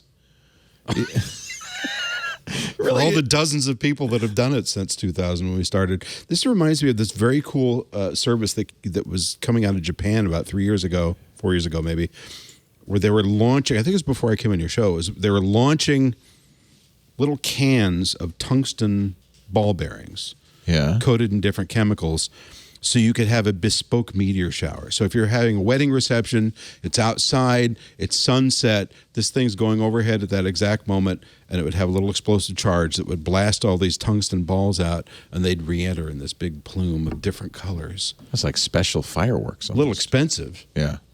A little questionable environmentally to some, but I thought it was a really cool idea. If you want to go up, reservations close August 31st for the Enterprise flight, which will be later this year. Or as soon as ULA can get a space launch vehicle up and running. Yeah. And they will stream the memorial service and the launch live via webcast. Payment plan is available. Let's sign right up. Let's take a little break. Our show today brought to you by Userway.org. Userway.org. I'm talking about making your website ADA compliant, accessible. Not only is it the right thing to do, because you're opening up your website to a much larger group, 60 million plus people, you have a responsibility to make your site accessible. It's a public entity, so you got to make it accessible. And with Userway, it's easy. That was my biggest concern was, I can't afford it or it's going to be too hard. No, Userway is really affordable and it's really easy. It's AI-powered. It tirelessly enforces all the accessibility guidelines, the WCAG guidelines. And I love this, so do our engineers. It's one line of JavaScript. That's it. Because Userway is so good, it's used by more than 1 million websites, including the big guys, Coca-Cola, Disney, eBay. These are companies that really have to be accessible. And Userway can do that. As you get bigger, they scale with you. If they can handle Disney, absolutely they can handle you. They make best-in-class, enterprise-level accessibility tools available to you, your small or medium-sized business. And then as you scale, you need Userway, and you're ready. It just makes business sense. Some of the biggest problems, nav menus, very difficult. So the way this works, if you're blind or you're using accessibility tools, there is what they call an accessibility layer. That's what the screen reader sees. So really what Userway does is make sure that all the information available to the front page to the sighted user is available to the browser in the accessibility layer. It changes colors. Now, you've got your Pantone color for your business. Of course, we do too. It doesn't change that, but it adjusts hue and luminance so it's easier for people with vision issues to read.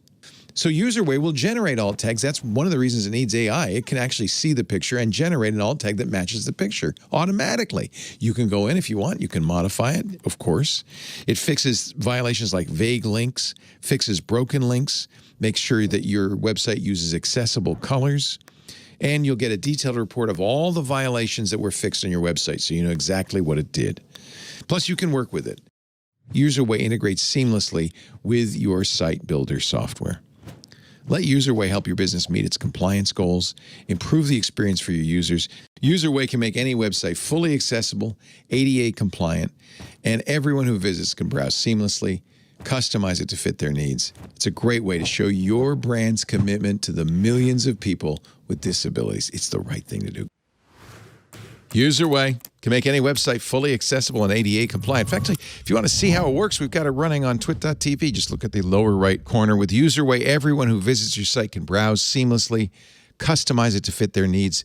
Great way to show your brand's commitment to millions of people with disabilities. Go to userway.org/twit. You'll get 30% off Userway's AI-powered accessibility solution. So book a short call, get their accessibility guide, learn all about it. It really is nice to know you can do the right thing. You can be legally compliant in such an easy and affordable way. Userway, making the internet accessible for everyone. Visit userway.org/twit. We got a lot of space news. Actually, it's really good you're here, Rod, because there's tons of space news this week. James Webb, how long has the Webb been up now? It's like a month. It's not long. A couple of months? Yeah, it's been 8 or 9 months since they launched it, but it's only been commissioned for like 6 weeks, 8 weeks, something like that. Yeah. A lot of beautiful that's not images. True, 'cause I was gone for almost a month. Anyway. So yeah, about 2 months. 2 months. That's when we did our thing. Hard to believe that it has already. So one of the things Webb is looking at, by the way, we saw Jupiter, which was cool. So they can look back at our solar system, but they found the first exoplanet, non-solar system planet, with carbon dioxide, which is a big deal. Well, it helps them understand how the planet was formed, and apparently the large part of it is the differential between solids and gases when it's in its accretion phase. It's not somewhere you'd want to live. It's 1,600 degrees Fahrenheit. Well, that's the bummer about these first exoplanet observations and the ones we've been seeing for years is they're all the ones that are, a lot of them are Jupiter-sized or larger, and they're practically skimming the surface of the star. Some of these things orbit in hours. Yeah, this one is a 4-day year. Yeah, it's so close to its sun, and that's why it's so hot. So it's almost like a Berry Center 2-star system in a sense. They call it puffy. Yeah, that's kind of insulting, isn't it? The puffy planet. They're having trouble seeing some of the light through it, which leads them to believe there's a quote mystery molecule helping occlude some of the frequencies. But anything they find at this point, it's such virgin. Actually being able to see the spectra from these exoplanets is such virgin territory. It's all going to be exciting for a while. That's actually why this is important. Not so much that this planet has carbon dioxide, but it means it looks good that they can detect atmospheres on smaller, more maybe terrestrial size. Well, so that's what we want is to see these rocky planets and try and figure out what's going on there. Yeah. Because then if you see a lot of a certain kind of gas, you can begin saying, well, maybe something's going on here, like technology or plants or animals or something. I love it. Again, I'm thinking science fiction. When I first read this, I thought, oh, great. We found a planet that killed itself through climate change. Right. Fantastic. It's like, oh, Venus. What a nice place to have a vacation. Yeah. 900 degrees and 900 Anyway, the pounds per James square inch. Webb, a gift that keeps on and will giving. It's really great. LastPass, which was for many years a sponsor of our shows. It is one of the most used, if not the most used, password manager out there. Has admitted they were hacked. Lawrence Abrams at Bleeping Computer had this story 2 weeks ago. He asked them, they clammed up, but finally this week admitted that they were in fact hacked. But to reassure you, if you use LastPass, there's no evidence that customer data or password vaults were compromised. The threat actors stole portions of the LastPass source code and something LastPass calls proprietary LastPass technical information. Well, it did force me to go check my security settings and turn on two-factor authentication, which I hadn't done. Ooh, yes. Change my password, which I hadn't done for a while. And so if nothing else, it at least lit a fire under my butt because this one scared me. Yeah, and I guess the worst case scenario, they don't have the passwords in clear. The worst case scenario would be, though, that they got the vaults, which most people who's used LastPass store on LastPass's servers, and then could at their leisure attempt to brute force them. And if you didn't have a good master password, you might be vulnerable at that point. Since we all put, all the keys to the kingdom in our password vaults, I don't use LastPass anymore, but no matter what you use, that's got everything in it. It would behoove you to use a good long password, which is hard because you have to remember that one for your master password. I'm sure, Becky, you did not use monkey123. No, it was password 123. Much better. And make sure the O's are zeros. Okay, little elite tip there for you. No, use a good, long, strong, somewhat. You know what I do? I'm not going to use a 28-character random password. Nobody's got time to memorize that. I take. I don't want to be too explicit about what I'm doing because I don't want you to reverse engineer it. But let's say you took, maybe you memorized, Will, I know because you had a good public school education, you have memorized many great poems. Let's say you had a Lord Tennyson poem committed to memory. Half a league, half a league, half a league, onward, the Light Brigade, right? Yeah, so Is this maybe what you use for your Bitcoin I don't use that locker? as much. Yeah, that's what I use. Yeah. Should we be So I looking? think there are two interesting things. No, let me explain what I do before you do that. So I wouldn't make my password half a league, half a league, half a league, onward, all rolled into the valley of death. I would make it HAL, comma HAL, HALO. And maybe I would do uppercases on certain kinds of words. Maybe I'd add punctuation. And then, just to make it really good, so that I can remember because I remember the poem and I can reconstruct the beginning part, I will add something else that I know. For instance, what I like to use is my childhood telephone number, which I memorized as a little kid, but is not in a phone book anywhere anymore, I hope. So by adding those 7 or 10 extra digits, I think that's a pretty good password, not likely to be Yeah, so most security experts say that the best password is not a password, but either a phrase or a mnemonic. So a mnemonic is a great that's what I'm using as a mnemonic. So take let's take, for example, because I'm here, William Shakespeare in Julius Caesar says, "The fault, dear Brutus, is not in our stars, but in ourselves." So you would have capital T, F, D, capital B, INIO, S, comma, or exclamation point, let's have a special character, BIO. And that is absolutely, uncrackable because nobody's going, it's not a real word, but it's something that's easy to remember. It's a selection of random things that's completely easy to remember. And that's a great way of doing it. To remember, I'm confused. Because I've forgotten. the phrase. Brutus is not in our stars, but in ourselves. Come on, favorite. Did you ever memorize anything in your life? I wasn't a great elementary school student.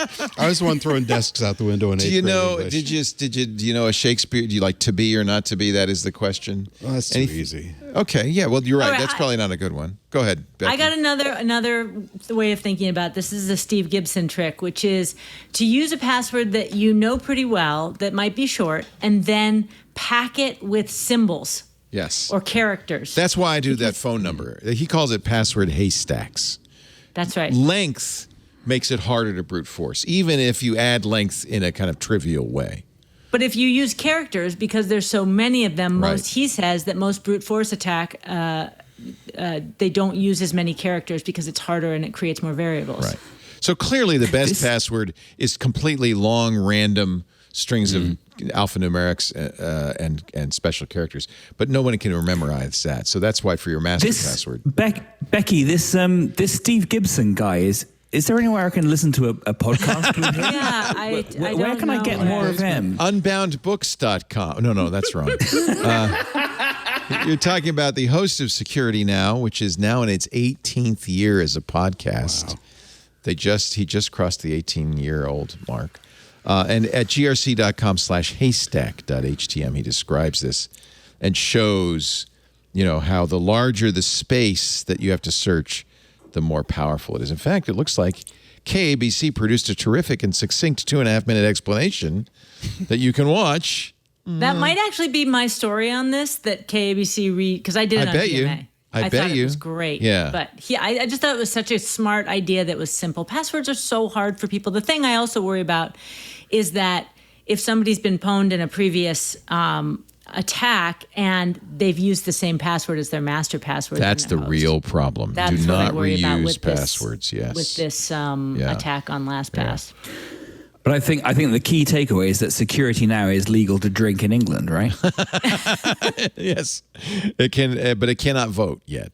No, it can't vote. It can't drink. No, it can vote. It can vote. It can drink. It can in drive. England, it can drink. Hey, it's all happening over here. It can't drink Get Steve over here quick. It can no longer drink in the United States of America. So I wouldn't worry about the LastPass hack, although, companies historically have not been very forthcoming. The fact that they took 2 weeks to confirm this is cause for concern, and we don't know, if they know everything that happened. So, I think that was prudent, Becky. Change your password, and if you're not using two-factor, at least on your password vault. Do. Well, that wasn't a choice. I don't recall that being a choice that I didn't opt for it. So that kind of surprises me that it wasn't on by default. Yeah, they should make you turn it on. Yeah. I mean, given what it means to them for this to come out, what would be an appropriate period of time? Because some of those, I think you were talking about, was it Yahoo or who was it that took like 3 years to tell us? Yeah. So a couple of weeks isn't really that bad, is it? There are regulations now about how quickly you have to report breaches.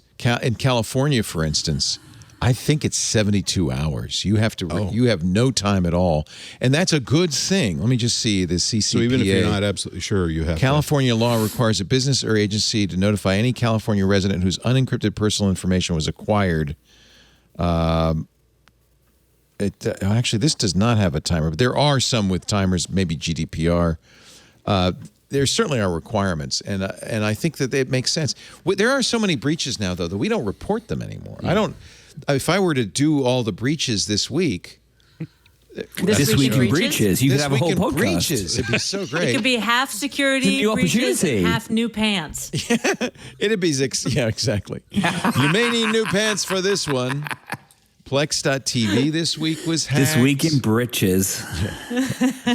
Breached breaches. Or breaches. Actually, breaches are breaches.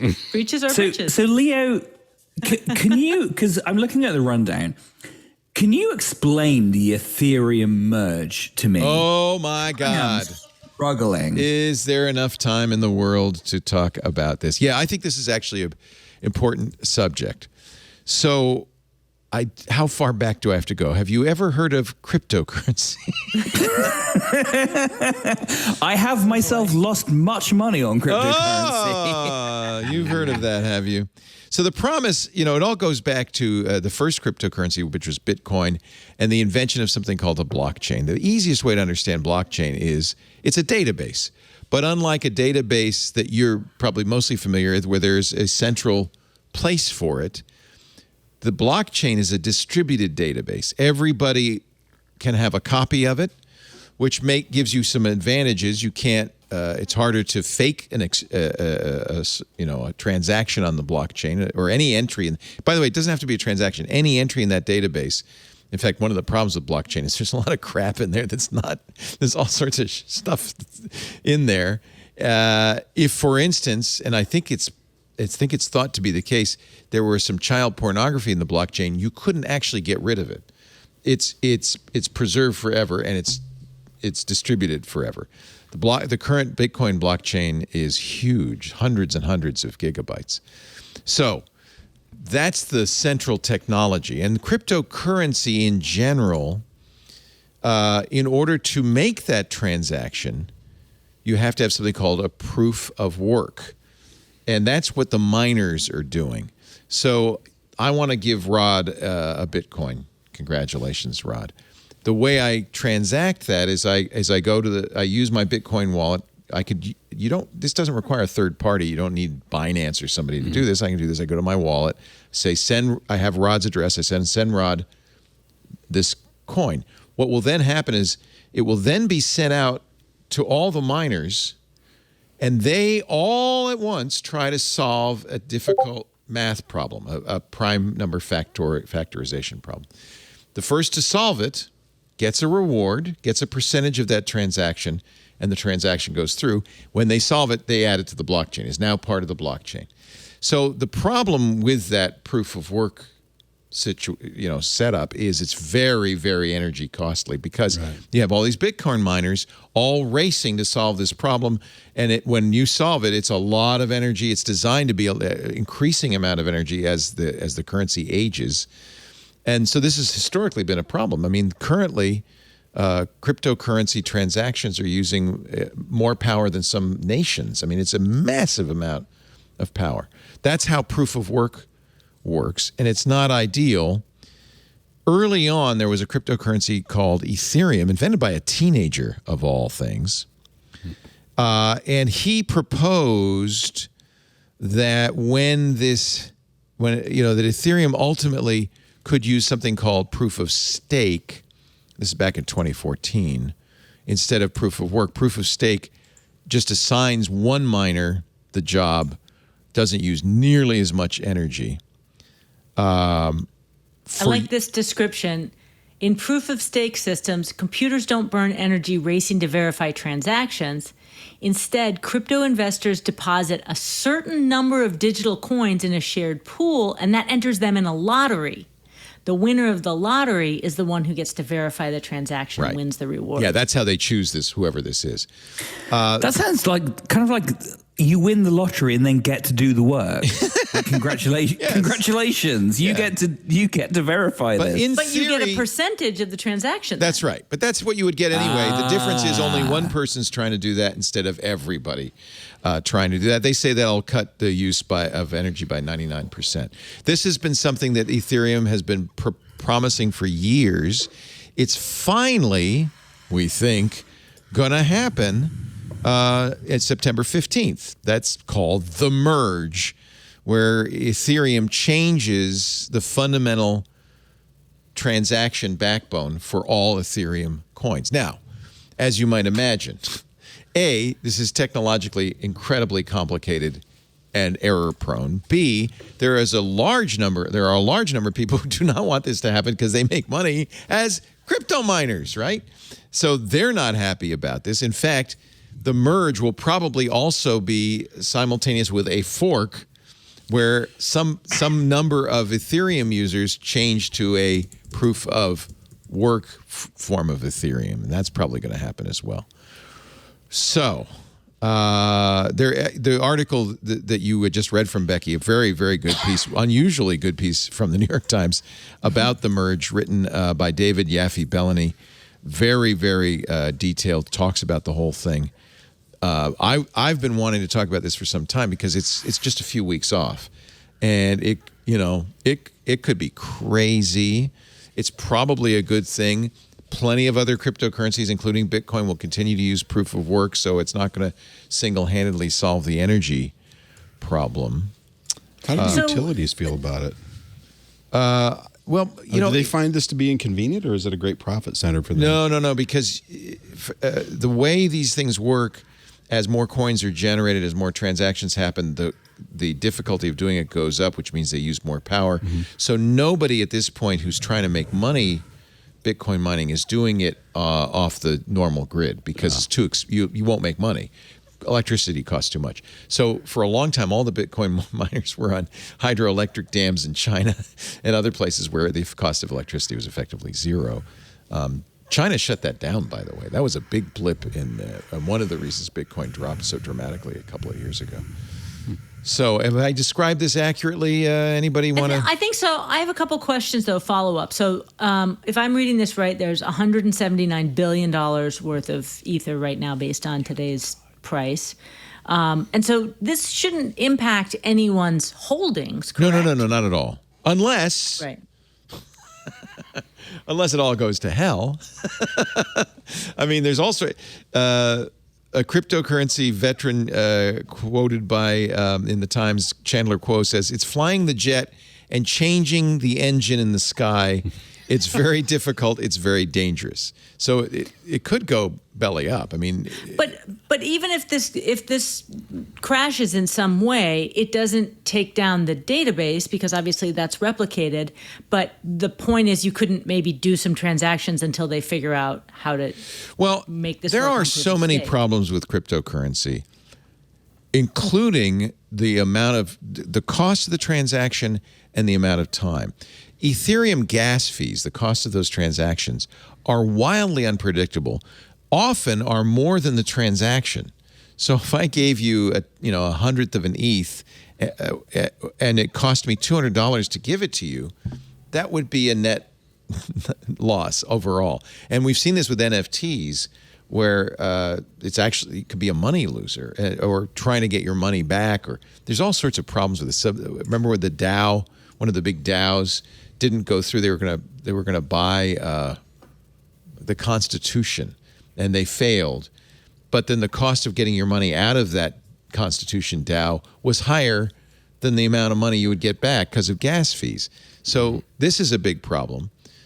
There are lots of problems with cryptocurrency. El Salvador, which left the American dollar as its currency and went to Bitcoin a year ago, is in deep financial doo-doo because they can't pay any bills anymore.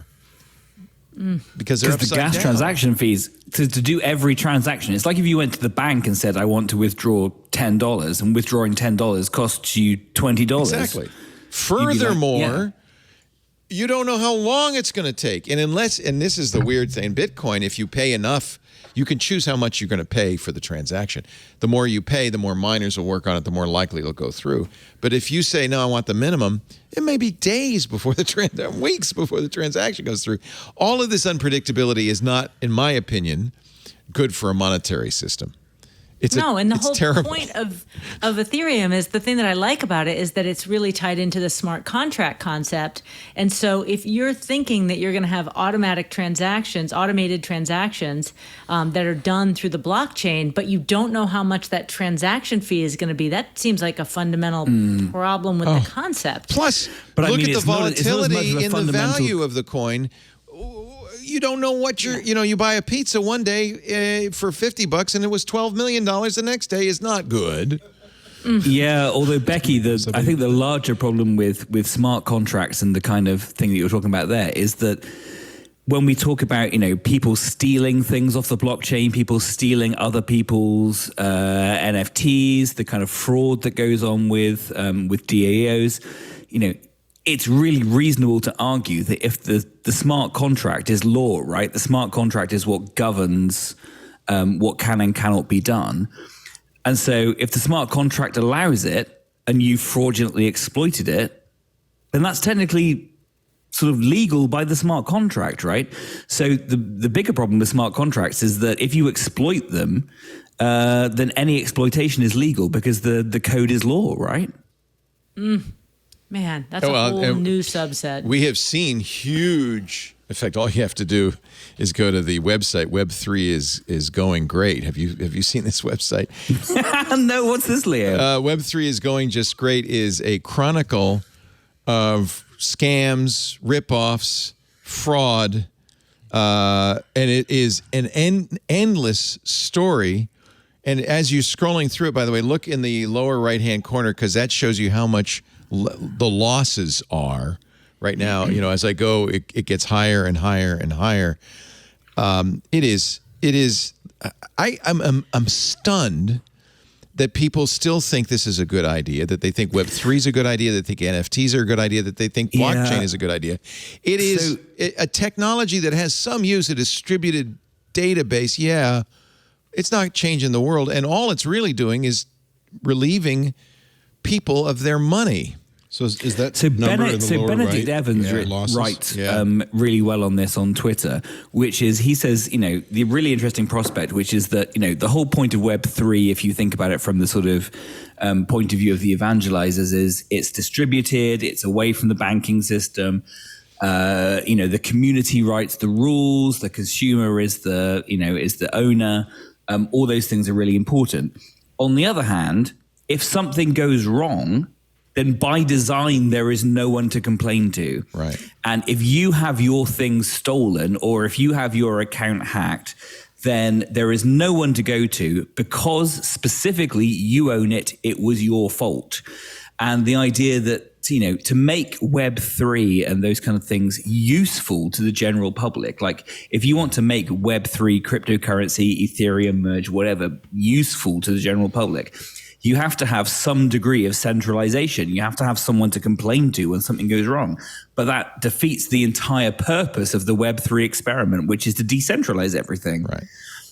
So it's really going back to an era of you break it, you bought it, you screw it up, you lose your money, and there's nobody to complain to. And of course, the people who have invested heavily in all of this require that somebody come along and give them real dollars for their investment. So there's a lot of fraud going on. There's a lot of cheerleading going on because people can't let this pyramid scheme collapse. And that's, in my opinion, what it is. So it was a bad idea to begin with. Good news, Ethereum won't burn the planet up anymore, maybe. But it's not, I think in the long run, this is not a good idea. So do you think the NFTs based on creative works, because being involved with the organizations I'm involved with, of course, we're constantly bombarded by brokers who want to sell us, you guys, use our services and we'll do an NFT of a picture of Mars and we'll make you tons of money. And we're not falling for it because the only people making money, I suspect, are the brokers. But do you think this whole NFTs based on kind of spurious creative works thing is... Well, I think it started because there were a lot of Bitcoin bros who needed to launder their money. But I think the real problem right now is that the people who are approaching you are not are the people who are minting the NFTs. And just like Levi's during the gold rush, they made all the money selling dungarees. Not you make money selling the pickaxes, not the gold, right? I'm sure they know how to do that. They're just advising. So people who are approaching you about this are the ones who stand to make money. Yeah. That's kind of what I thought. And also, I wouldn't want to, we've often thought about doing that ourselves. I wouldn't want to capitalize on our audience, taking their money. If they if a lot of people buy NFTs just want to support the artist, that's great. Mm-hmm. You could just donate instead. That's what Patreon's for, right? Yeah. But I think a lot of people buy NFTs buy it as a speculative vehicle, as a security that they're going to sell back at some point and make money on. And that's something that bothers me. We are really close to the SEC saying that these are securities. And which is always what they've been, right? Yes. And your good friend and mine, Jason Calacanis, harps on about this on Twitter a lot, about the fact that, cryptocurrency, NFTs, they're securities, they're just not currently recognized as such, right? And if they are, then the SEC regulates it. There are many who are true believers in crypto who say, yes, we need that. We need some regulation. We need to understand what the rules are, at least, so we can go forward. But there are many who fear that as well. And regulation usually means taxation. Some people don't like that idea. The whole idea of some of this is an anonymity, right? But as we've learned again and again, you're not really anonymous. In fact, ever. Yeah, maybe, yeah. Well, that's too bad. I want to do an NFT of my Mars flag that I took up to the Arctic, but... Let me see. Mm-hmm. Oh, this is the flag you designed. Is that on space.com? Well, design, quote unquote. Yeah. So tell me about the flag story. What every season is there a new flag? So this was based on the notion that the explorers, polar explorers of the heroic era, all took along their battle flags, right? So Shackleton had his family crest, and Robert Scott, who was not a very good leader, as he trudged his men into death and oblivion, had his family crest, and then they'd have a larger. So that what you're seeing there is a picture of Pascal, who runs the place and owns it, putting up a flag which I had made for him of the first long Shackleton expedition. That was 1907 to try and reach the South Pole. And that Shackleton's family crest on kind of a standard, that's cool, bearing background or something. And I thought, well, we should have something like that. So there was one on the whole internet. There was one image of that Shackleton flag from the original thing. So I had a graphic artist redo it for me. And then I thought, well, I want to have something for me. So I decided to have the Martian war machines taking out the planet Earth with Mars rising in the background. This is from H.G. Wells' War of the Worlds. Yeah. So we left it up there. So we're going to go back next year and see how many tatters are left. Does it survive the winter pretty well? No, it's brutal up there. Yeah. And it's brutal enough in the summer. We were getting 50-mile-an-hour gusts and temperatures with chill down in the 20s, which, there's a lot of people in Minnesota that would say, oh, the 20s, it's not so bad. But up there with the grit and the constant UV, because there's an ozone hole up there and so forth, it's a whole different deal. I'm sorry, I didn't mean to pull this back. You did get burned a little bit, yeah? Yeah, a little bit. Yeah. And we tried to be careful. I didn't realize there was a hole there. Yeah. So that means you're Comes really and goes. getting and that's on top sunlight. of the ice melting, and now the polar bears are more hungry, so you got to constantly be looking out for them because they're prowling around saying, hey, I haven't had a seal to eat for a week. You look like 5 seals. I'll eat you. So wow, you have to carry a shotgun everywhere you go. Yeah, it's pretty wild. Becky, what kind of reporting do you do on cryptocurrency? I'm sure that people are very interested in this. Zip, none, zero. But is that your idea or ABC's idea? A little bit of both. I'm much more in the everyday, practical news you can use consumer. Yeah. So, I'm really interested in Venmo. The Cash App story this week is crazy to me that you're seeing people having their accounts drained, and those are the kind of stories that really catch my attention, the ones that are much more in the hands of the everyday user. And it makes me super nervous to talk about crypto at the broadcasting levels in terms of try this. This is actually, we've been kind of getting into this on the radio show because there's a well-known radio guy, finance guy, who says don't use Venmo, Cash App, and really don't use Zelle.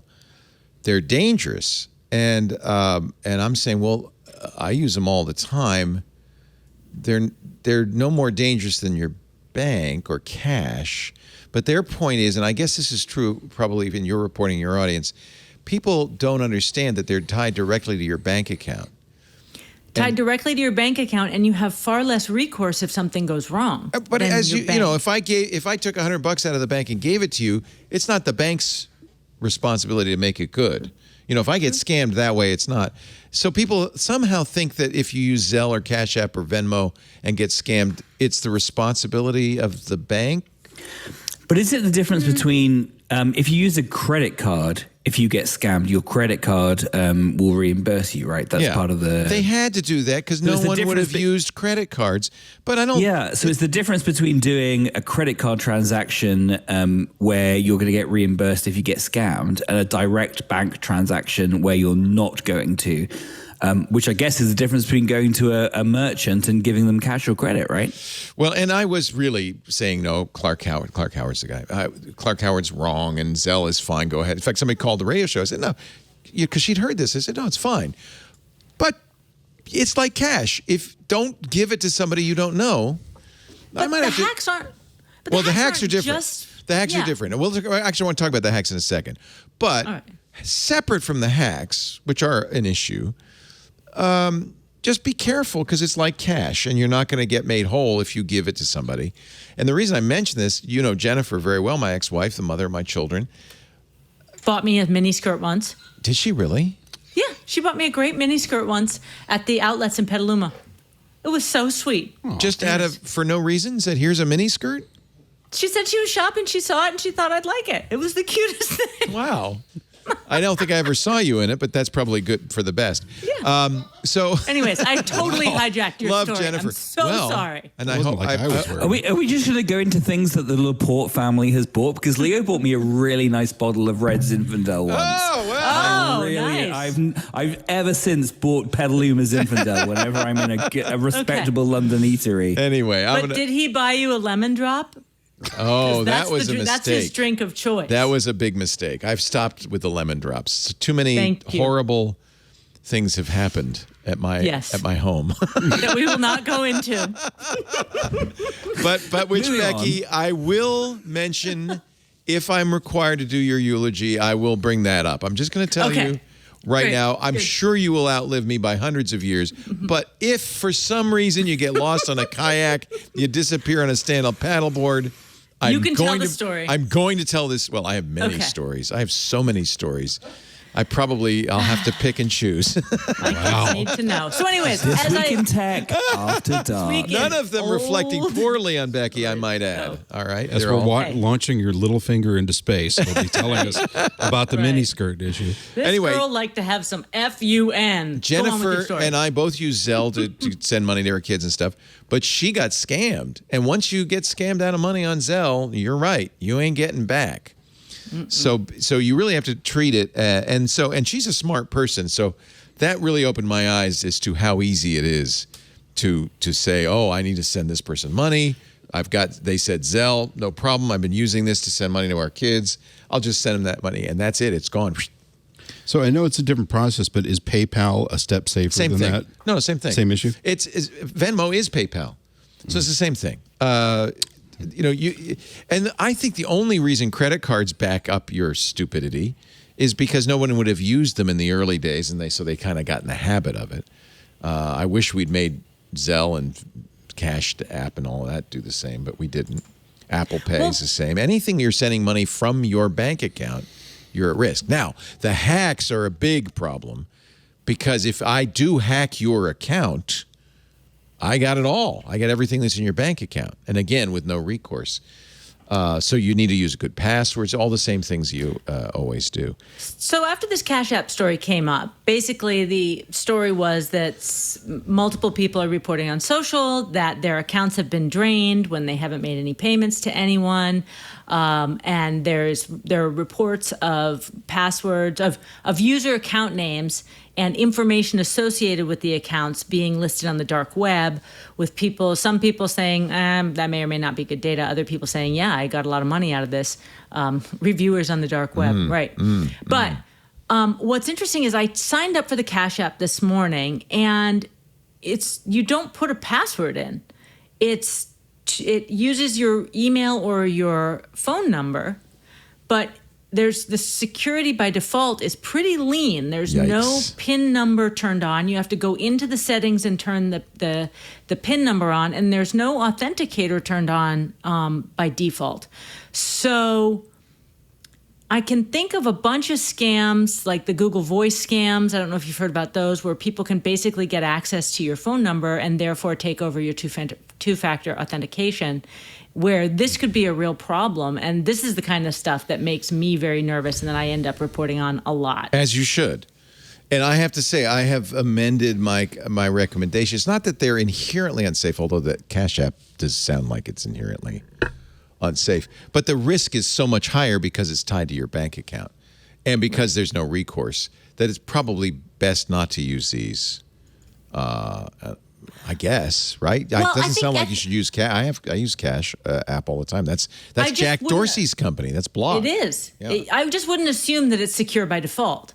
And that's a lot to ask for the average consumer. That would be my request, is that there was a lot more default security, two-factor authentication, and beyond, and a PIN number to actually access those. It should have all of those secure things, but then it's harder to use, right? And they want you to use it. So what's the big picture solution to this other than DNA sampling or something? I mean, well, this is such a fundamental thing in technology is the idea of authentication. How do you, even prior to technology, how do you prove you are who you are? That's why we have passwords. That's why we have PINs. That we have all these things. And I think that there are going to be better ways to do this. This FIDO2 passkeys solution that we've been talking about, that Microsoft, Google, and Apple now are actively supporting. I think that's going to be an improvement over passwords. The problem is there's always a trade-off, or it seems like almost always a trade-off between security and convenience. And most companies who are trying to do business with you are going to err on the side of convenience because they want you to do business. So I think that's part of the problem. I'm sure Cash App knows how to make itself 100% secure, but they fear it'll be too hard to use. I also think some of the big players will absorb cash transfers into their ecosystems because their authentication is more robust in their devices. So take Apple, for example.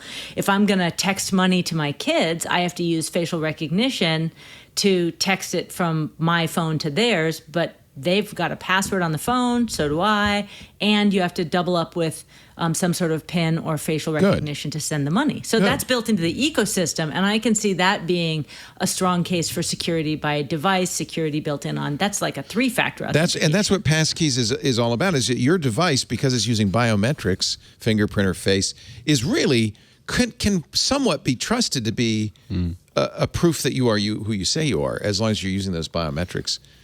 Anyway, I mean, it's the definition of security versus convenience, right? Yes, exactly. But it is more convenient if you're using Touch ID or Face ID on a device. That's pretty convenient. That's not a password, so that's why. And think about something like Mint, which is tied to all my accounts. And that has, not only is it on my device and I have to use facial recognition to open it up, but then when I open the app itself, it asks for a secondary facial check. Right. So that makes a lot of sense to me. It doesn't help on the web, but in terms of on my browser or on my computer, but I think there's a lot to be said for that. That's what passkeys does, though, because now when you're on your computer on a site, it'll say, okay, open your phone, log in, and so it is tying that device with biometrics to websites. Do you guys have two-factor authentication for just general credit card transactions on the web? Because that's one thing that's become increasingly normalized over here, which is you can be on Amazon, you can be on any old website in the world.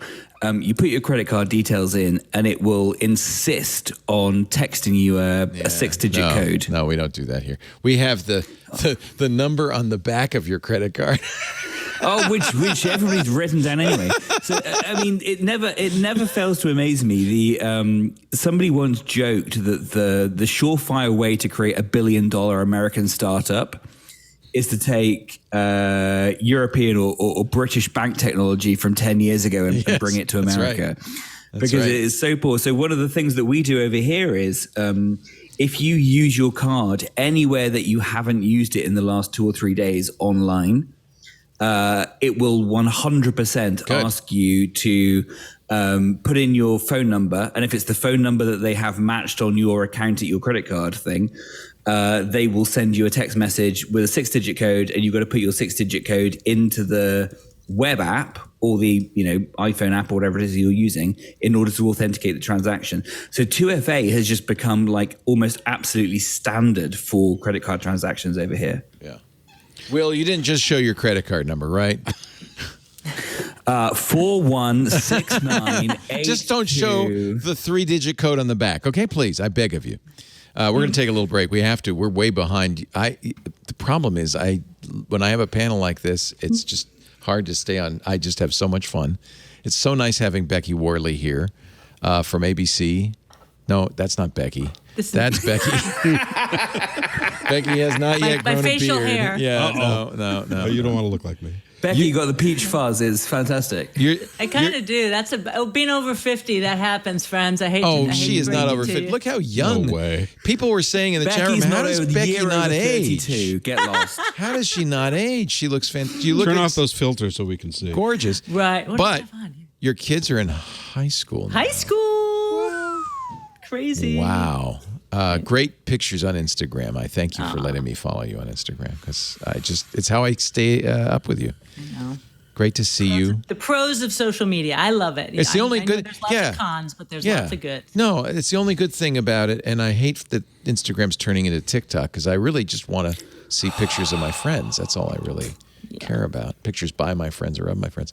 Mr. Will Harris. Unbound.com is the awesomest idea in book publishing. 15% off Unbound titles, including the new Douglas Adams 42. Twit 15. If you use the offer code TWIT15, that's very generous of you. But boy, I look at all this stuff. It's such a pleasure to be back here for always. We love you, and I want to. I can't pretend that I'm not aging in the same way that Becky isn't aging, but maybe, getting slightly better with age, maybe. Oh, you look great.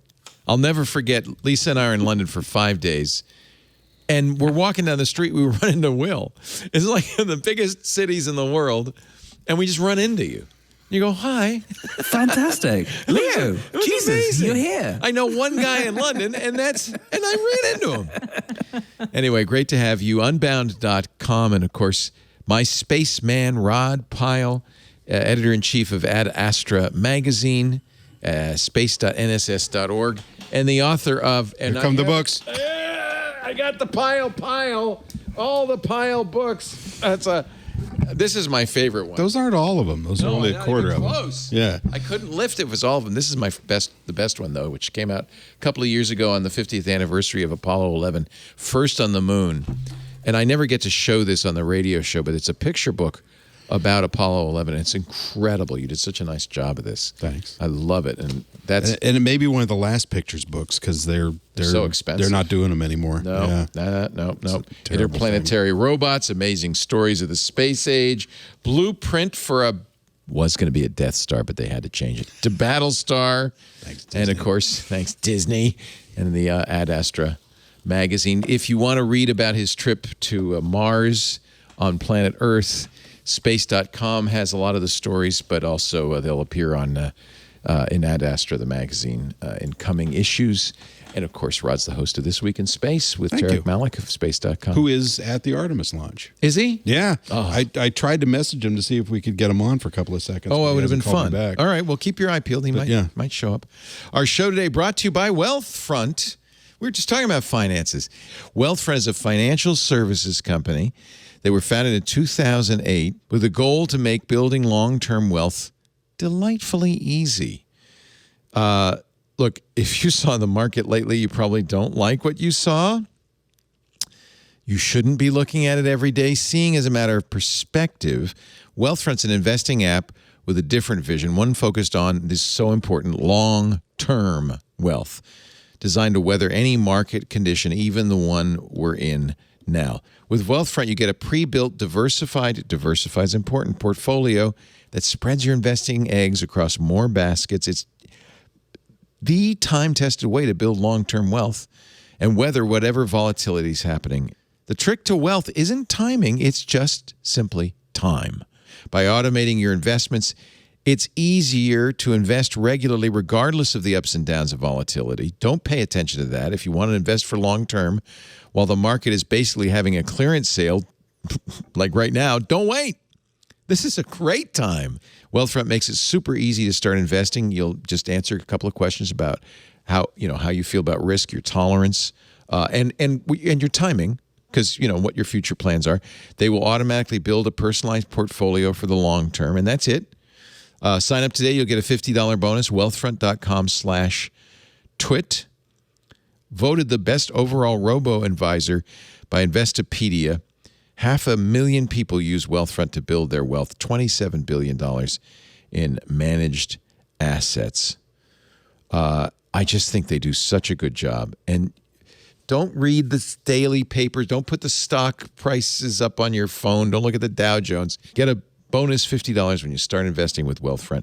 Sign up today. You've been thinking about this. Don't put it off. Now is a really good time. Wealthfront.com/twit. Wealthfront.com/twit. Of course, they're a sponsor, so this is a paid endorsement. We have to say that, for legal reasons. This bit of investing wisdom is a paid endorsement from Wealthfront. Wealthfront.com/twit. Anybody watch The House of the Dragon? Anybody? HBO? Oh, yes. Oh, yes. Oh, you have HBO in the UK? No, it airs over here on Sky. Sky? We don't have VPNs. HBO over here, but it airs on Sky. All right. Did you watch it, Becky? Are you a Game of Thrones fan? I cannot explain this, but despite the fact that I love full contact sports like football, have played rugby, I can't stomach that. It's too violent? It's too violent. Well, and this, by the way, this premiere episode last Sunday, oh, yeah? It was very controversial. There's a childbirth scene, which is extremely graphic and gory. And a lot of people said, I didn't need to see that. The traditional HBO house of ill repute brothel romp, that's fine. But you got to do that. But everyone needs a little romp, right? You need a little brothel. Otherwise, romp. what are you really doing? Yeah. That's kind of my middle name, brothel romp. No, I shouldn't have said that. Wow. Not true. It's not Leo true. Brothel Romp Laporte. That's what we call him. There is no Tyrion. Becky's got the funniest look on her face through this whole thing. She doesn't. Like, what is going on? She knows me better than that. Yeah, that's a mistake. He's not a brothel romper. I'm not a brothel romper. No, I have never been a brothel romper. How many times have you tried to get me to romp in a brothel? But no, I say no every time. No, he says no all the time. It's infuriating. He prefers to watch live childbirth. He's the Matt Smith that's sitting in the corner and looking miserable while everyone else is having a brothel romp. Yeah. So HBO, I'm so sorry. They shouldn't allow me on live anything, right? It's just a mistake. HBO said 10 million viewers watched the episode. That is a very big number. In fact, the biggest start for a series in HBO history. When we talked about it last week, there was some concern that people, because of the kind of the bitter taste from the end of Game of Thrones, people wouldn't watch this. Like, I'm done with that series. Apparently not. In fact, it did so well, they immediately greenlit it for a second season. And I didn't know this, but HBO has 5 other spin-offs in development. Ugh. Wow. Well, and not only do they have the spin-offs in development, but they have the Easter eggs of the spin-offs in the House of the Dragon opening. Oh, now wait a minute. So you watched this more closely than I did. Tell me. So one of the, I am a bit of a geek for this stuff. One of the reasons that I love watching it is so I can listen to podcasts afterwards where you get to sort of deconstruct it, right? HBO has its official one. Is that the good one? No. It's quite good. I would say the best one is a chap that you surely know, a chap called Dave Chen, who has a website called Decoding TV, where he does breakdowns of all of this stuff. And one of the things that they talk about is the main sort of princess in it. Yeah. Gives a little minor lore dump in the middle of the episode about a queen called Nymeria, who sails to Dawn and then burns all her ships off the coast of Dawn in order to say that she's, their people are running no longer, that we're going to burn the ships because we're staying here come hell or high water. And the story of Nymeria, the queen, is one of the other spin-offs that is in development. Damn. At HBO. And of course, Nymeria, as a strong woman, was the name of Arya Stark's wolf, Direwolf, Nymeria. in the first series of Game of Thrones. You're right. I knew that name. It's almost like there's a little plan. There's a moment in it, they have a joust, brutal, vicious. I mean... Also, sorry, what are the rules of that joust? At what point do you club the guy's head in versus just go, I yield? Sometimes you go... That's my bad. No, and right. Sometimes you just... bad, I'm not up for it. I don't really feel like the guy who got his head clubbed in really had the chance to yield. Didn't get a fair chance to yield. No, he immediately... But at the end of it, when it's over, the knight who won takes his helmet off, and there's this moment where the two princesses look at each other meaningfully and say, oh, he's Dornish. And I thought, oh, crap, what does that mean? I got to watch all 8 seasons of... I can't remember. Dornish, what does that mean? So I'm sure there's some stuff... Listen to the recap. I have to listen to the recap. The reason I bring this up... Go ahead. No, you. I was just doing the math on how much this thing cost. Yes, that's the reason I bring it up. $20 million an episode for what is this thing called? House of the Dragon. House of the Dragon. Right. Yeah. What is it called? Now that sounds like a lot, right? Yeah. But get this: $30 million an episode for Stranger Things, right? And $40 million an episode for the Lord of the Rings prequel. Get ready, because that's coming next week. And this is the real battle. It's Amazon and streaming versus Warner Brothers and traditional filmmaking, television, HBO. I mean, admittedly, HBO is now as much a streamer as they are a cable channel, but really that's the battle because Amazon essentially has unlimited funds. They don't have to make the money back in the streaming. Is this a loss leader for them? I mean, is I think that okay? it can be, yes. Yeah, so the way that someone explained it to me, which I thought was like a really good analogy and maybe will resonate with your American audience, is the Lakers, the Los Angeles Lakers, right, in NBA, the premium NBA franchise. Like everybody wants to work for the Lakers. But the Bus family that owns the Lakers, that's their business. Right. So they have to make good business decisions for the Lakers. Are you going to compare this to the Mighty Ducks? No. What we're going to go with is that's HBO. So HBO has to make sensible decisions and good money. Because they're like the Lakers. They're like the Bus family. Yes. Because that's it's their own business. money. Yes. Yeah, whereas Amazon, ironically, is the Steve Ballmer. Steve Ballmer owns the Los Angeles Clippers and could just spend however much money he wants because the Clippers aren't his money. That's like the side hustle. The Clippers are the side hobby. For Amazon, Prime Video and The Lord of the Rings is just like, a few $100 million there, a few $100 million here. That's not going to impact on the core business. And there's a difference between operating a streamer as your core business or a streamer as your little side hustle on the way to your core business. I would actually compare it to the Anaheim Ducks, which is it's the LA Lakers and the Anaheim Ducks. The Ducks are owned by Disney, which made a movie called The Mighty Ducks. They make money off of the merchandising, the branding. They don't have to make money off the hockey team. So it's like that, though. You're right. They don't have to make money off the Prime. I didn't get hyper local enough. I should have gone. You need for hyper local. No one in LAs. England has ever heard of the Anaheim Ducks, so I don't blame you. Also, the other thing is that the Amazon play, the difference is they can, and Disney with the Mighty Ducks, is the cross promotion that can exist between their properties. So not only is it it can be a loss leader for other things, but they can use it to cross promote other things that are more profitable. So, whereas HBO can't really have Matt Smith in House of the Dragon sort of catching up on an episode of Sex and the City. Wow, now we've really gone too far afield for me. I don't understand anything that's happening. At some point, do these serializations or spin-offs from Game of Thrones start becoming like the whole Law and Order thing? If so, Game of Thrones Special Victims Unit? Yeah, right.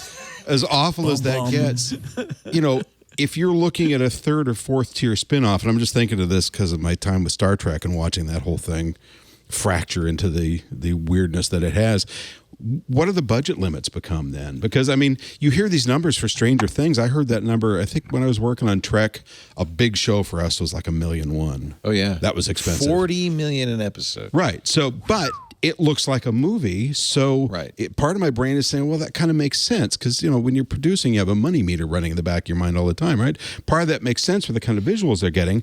But you've got to commit to making what would be a whole franchise of movies in one season. What's the average? 8 to 10? Yes. That's what most of these And then you start doing these spins. Well, can the 5th or 6th tier spinoff from not to Game mention of Thrones NCIS have the same budget as the first one? In order to acquire all of these, AT&T took on $50 billion in debt. So HBO, Warner is deep in debt. Maybe they should buy Yahoo. That'd be a good idea. Right. Huge debt. So they don't have a lot of runway. They've canceled a bunch of shows. They canceled Batgirl, $90 million investment because they could write it off on their taxes. Batgirl? You have been away. Yeah. Had you heard of this? Wait, what? They did another. You're gone a month. Things? They shot a movie for $90 million and then canceled it. Oh, Batgirl. You probably don't know about Scoob, the Christmas show either.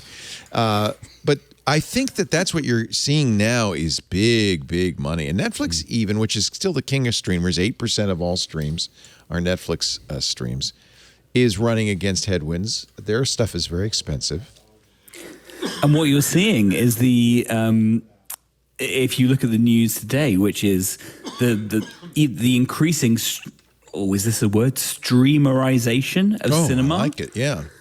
which is the new, the big hot Marvel property that everyone's wondering what's going to happen to is Fantastic Four. And we heard the news, I think this morning or yesterday, that Matt Shakman, who helmed WandaVision for Disney, is going to be the person in charge of Fantastic Four.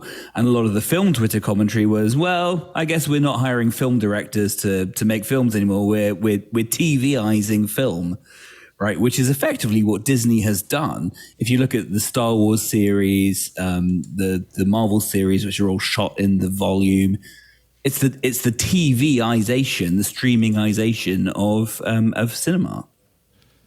Well, this is the hypothesis that we're at peak TV, right? That yes. because of COVID, because of streaming, because of multi-tiered pricing options, that peak TV is now. And whether this can last or not is the question. And we're seeing that with the financial troubles being experienced by the likes of Netflix and others.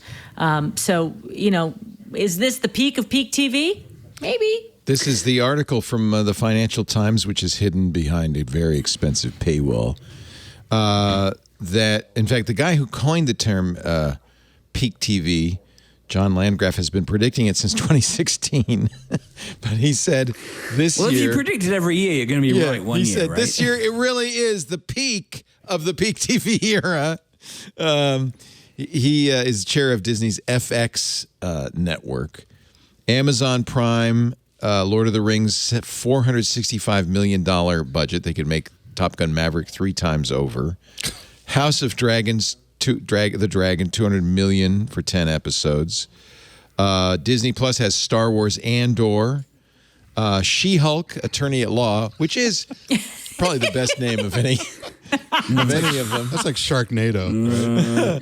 That's good. The thing is that companies like Amazon, Apple are subsidizing it with their profits, vast profits from other arenas. But Netflix, HBO...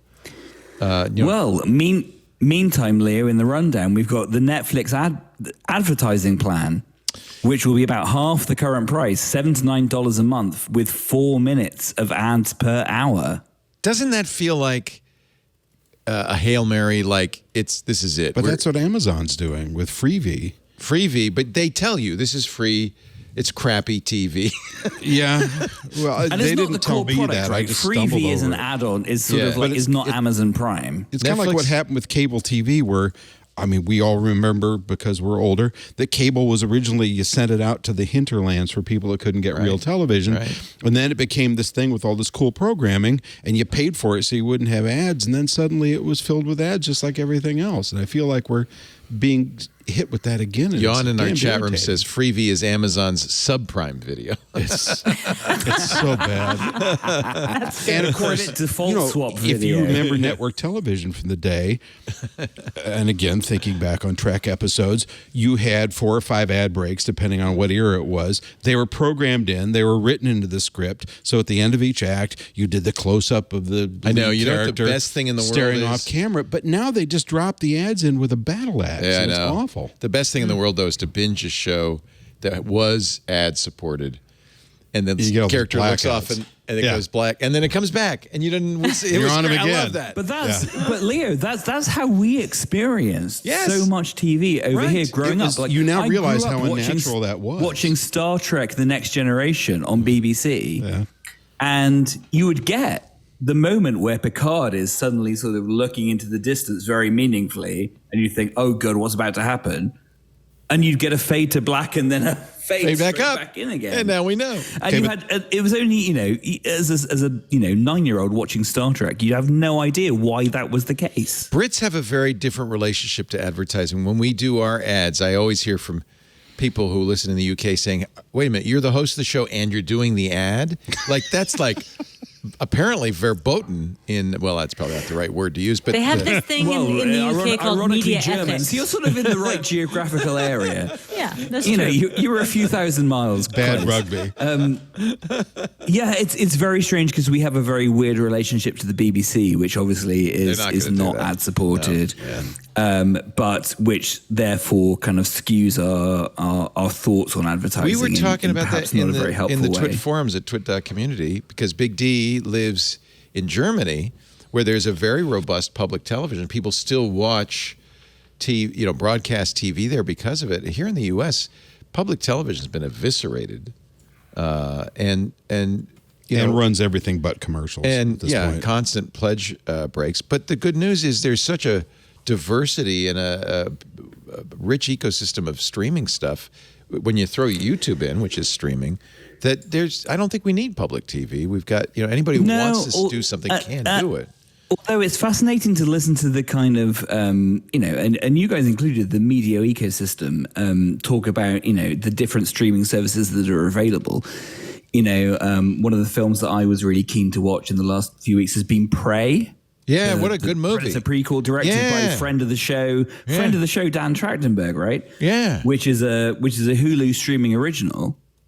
And then you go, oh, Hulu doesn't exist outside of the United States. In the United States, it's a Disney Plus original. In the United Kingdom, it's a Disney Plus original.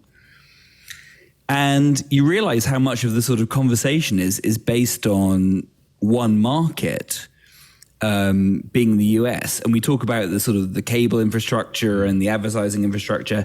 Actually, that is just one market. And actually the rest of the world doesn't operate in quite the same way. We don't even know. I don't know. And I imagine most viewers don't know. Was Prey made as a movie? Was it made for a network? Was it made just for Hulu? I think it was made just for Hulu, right? No. So it's an incredible story. It was a Fox picture, which was due to go to cinemas, theaters, as you would say. Oh, you mean movie palaces? Yeah. Movie palaces. And then when Disney bought Fox, Fox had a deal whereby anything that went to theaters would then first streaming rights go to Netflix. Right. And so rather than put it in theaters and have the streaming rights go to Netflix, they chose to stream it on Hulu as first run. I have never seen a Predator movie before. I'm ashamed to admit. John's really? Yeah. Don't get to the chopper. John Selena said Prey is great. I said I've never seen a Predator movie. He said it's okay. You'll understand it's an alien and they got to kill it before it kills them. And I loved it. What I loved was the Native American angle on this. Well, and there's an entire version of the movie that's in Comanche. Yeah. That's wild. It's wild. And you get to watch it without all of course the posturing of Predator, which was kind of... Yes, I don't know about that. I was not there. Oh, between him and the other leads, it was just grim. Yeah. And it's our old friend, Dan Trachtenberg of Totally Rad with Alex Albrecht and Jeff Canada. So it's a little homegrown production. It's kind of neat. He's doing good. It's a good So what was show. the budget on this? $50, $53.22. I actually watched the behind. I think the budget was my £7.99 that I pay a month for Disney Plus. I watched the making of it. It's very cool, but I don't think it was a big budget film. I mean, mostly they made it in the woods. It was quite chunky because it was going to be a proper Fox picture. Yeah. But before Disney picked I'm glad it aired, but and I hope it's well worth a everybody watch gets to see it. if anybody's watching it. Even if you've never seen a Predator movie, it's quite good. Yeah. Like you won't like it, Becky. It's very States. violent. You won't. Well, I liked the Predator movies. They were good. So much bicep. Like, there's no bicep in this. Our hero is a Native American Carl girl. Weathers, Arnold Schwarzenegger. No bicep. Get the guns out. Actually, Predator's the best looking guy in the whole show. Well, he's got that cootie catcher mouth, right? Yeah, that's a little bad. That's off-putting, but he's got six pack. Actually, he's got like a 12-pack because he's an alien. Hey, Rod, I wanted to circle back to your question about all these derivative works and how all these prequels and sequels and everything like that, and how can they continue to monetize these? And one interesting thing that I actually learned in grad school was when Blue's Clues, the kids show, first came out. Great show, yeah. They only had enough money on PBS to make one episode a week, but the time slot was for 5 episodes a week. And they decided, okay, we're just going to air it and know that on Monday we're going to get the big ratings, and then the kids will tune in on Tuesday and realize, oh, I've already seen this one, and the ratings will gradually go down as the week progresses. The exact opposite happened. The kids watched on Monday, they tuned in on Tuesday and said, oh, I know this, watched it, and then they wanted to come back again on Wednesday because they wanted something predictable, something they knew the template of. Right. That the world was so chaotic. Yeah. And they could predict how the storyline was going to end. So actually, Friday had the highest ratings. And I kind of have this hypothesis that in the world we live in now, it's really nice to watch a show that's kind of new, but you basically know what's going to happen. There's a bunch of network that's taking so notes of what she just said. Yeah. So what I want to know, and this is stepping back a bit, but anybody here a Top Gear fan, the original BBC show? Yeah. Yep. You bet. How did that become the most watched, highest grossing film in the show in the English language for a decade? It's 3 fat middle-aged guys blowing up cars, you know? I mean, I want to know that secret. I'm past middle age, but I mean, it sounds really like a great idea. Same recipe, different ingredients. I love it, but I still don't understand. It's the same show over and over. Yeah. So there are, not to take this show on too much of a rat hole, but there are 2 answers, which is one, every middle-aged man wishes they could hang out with all those. They all want to be Jeremy. We all want to be Jeremy series. Clarkson, exactly. You don't want to be that person, but you want to be able to hang out with those people. Yeah. And 2 is the familiarity of it's a show every week that's not about cars; it's about friendship. Yes. And to Becky's point, one of the right to the heart. Here he goes. One of the hot shows right now that I am absolutely obsessed with, which a lot of my dad friends have clued me into, is Bluey, which if you haven't watched Bluey, holy smokes, it is one of the greatest shows on television. It's Australian, it's a cartoon, it's about a little family of two parents and 2 kids, and every show is 7 to 9 minutes. And you will learn something, you will laugh, you will cry. It will, whether or not you have kids, it doesn't matter. It's got that wonderful sort of aesthetic of kids watching it will get the very textual text, and the parents watching it will get the super text and the subtext. The weird thing is, you don't even have watch it kids and you're watching this show. It's kind of amazing. Oh my word. Yeah. So all my dad friends are saying this is the best thing that they're watching, whether or not they've got kids. So I thought, well, I have to watch it. And it's, as somebody who doesn't have kids, you're watching it going, this is fantastic. Okay, tell the truth. How many glasses of Irish whiskey in are you when you're watching this? No, the chat room agrees with him. Chumley in the chat room says Caillou needs a beat down with a rubber hose, but Bluey is life. So they agree. It's amazing. I've never seen this. I don't know if I would enjoy it. About Bluey? He has a little kid. Off. He knows. Yeah.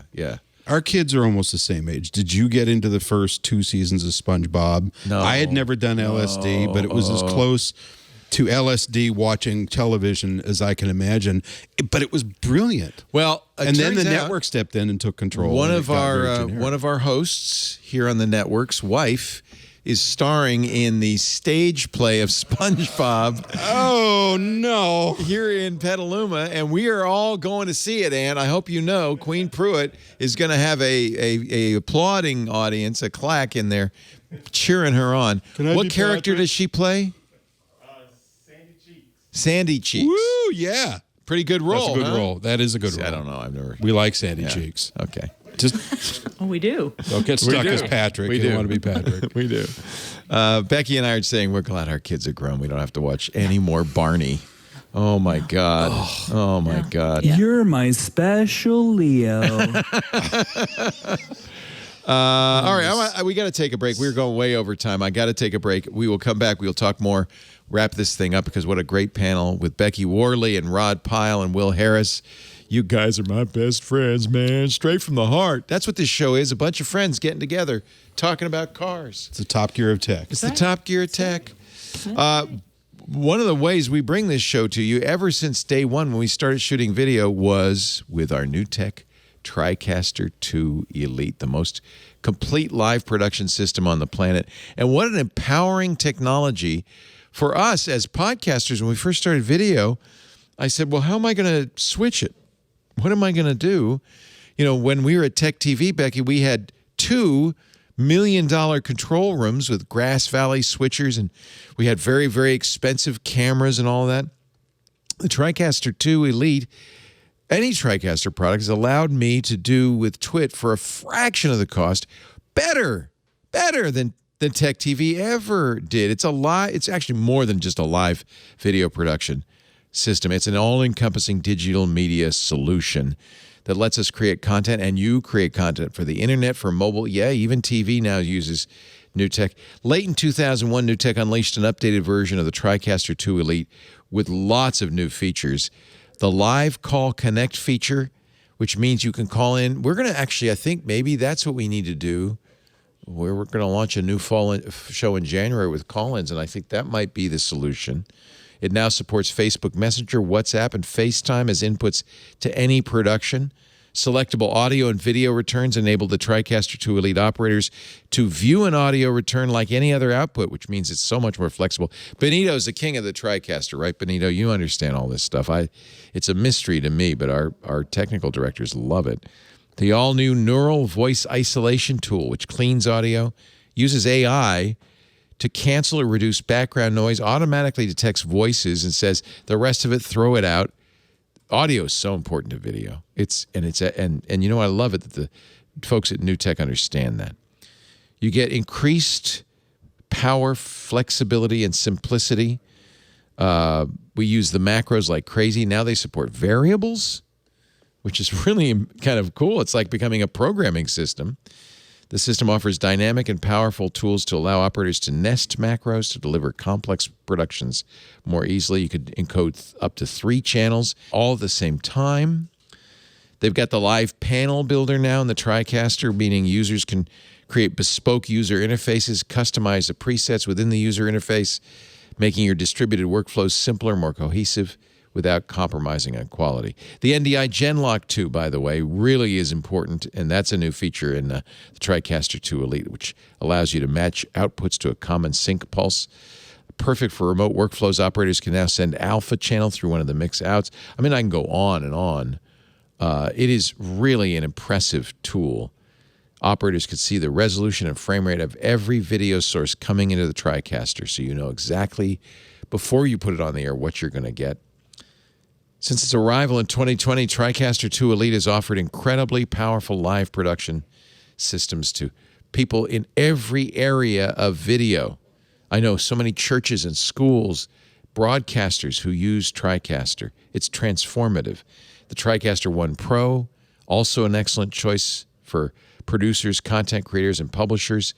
It has Live Call Connect support for 4K UHD streaming, live streaming. It's kind of amazing what we can do these days. There's a whole TriCaster family. The best thing to do, visit the website, go.newtek.com/twit-tv, where you'll find an easy-to-use interactive guide that offers advice on which TriCaster is right for you. That's what got us started many years ago, and it's what keeps us on the air every single day. go.newtek.com/twit-tv. A real tip of the hat to NewTek for that technology. It's been so important for us. Thank you, NewTek. We appreciate it. We were shooting, Becky, in SD, right? I mean, that wasn't high def even that we were doing Tech TV. 4:3. It was old school. It's amazing. You know how the resolution was low, especially that time that you streaked the set of Internet Thank Tonight. Thank goodness. You couldn't see a thing. I was moving far too fast. I think I was. You were wearing pants. You just had them down very low. Thank you. Okay. Had them down very low. The resolution was low, but the quality was high. Oh, Lord. Oh, Lord. Hey, take a look at some of the things we did this week using our NewTek TriCaster. Here's a best of for you. Well, hey. What are you laughing at? Well, hey. It's time for the Tech Guy Show. I thought I'd try something new, but I guess you don't like it. It felt a little odd. I will say that. Previously on Twit. iOS Today. Rosemary Orchard is back, and we are talking about taking your devices offline. Yes, there are times when it is time to step away from the Wi-Fi, the cellular data. All about Android. A very important date happened for us Android developers back in May 2017. This week, Google's celebrating it. They've got their hashtag high five Kotlin on Android, and they're just taking time to celebrate and look back on 5 years of having Kotlin be a first-party development language for Android. This Week in Google. You know, we all know about DALL-E 2. I have this. Should we just do one? Podcast legend having lunch. That's good. I like it. Oh, here it is. Podcast legend having lunch. That's awesome. AI generated. I think that's art. AI generated. Oh, even better. Yeah. Oh my God, I love it. That's what it looks like. Awesome. Look at this one. It looks like me and Joe Rogan having lunch. I love that. Did any of you, speaking of Joe Rogan, listen to 3 hours of Joe Rogan interviewing Mark Zuckerberg? Anybody? Show of hands? No. You missed it. You were in the Arctic. Yeah. Was it great? I don't know. I didn't listen to it either. I have to go with one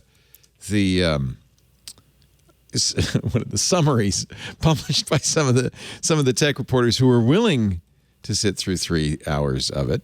Among other things, Mark said being in charge of Meta means that he wakes up every morning, it's like being punched in the stomach. Poor Mark. Poor Mark. That sounds like the kind of work experience I want, right? He says that there's, he'll wake up in the morning and all of the messages that came in overnight, all of the problems that Facebook's facing come rushing back to him. And it's like being punched in the stomach. Then he clarified, by the way, he said, that's not bad. I'm really happy to be one of the wealthiest men in the world. I mean, the whole interview is basically is that classic Zuckerberg thing of saying lots without saying anything at all. Yeah.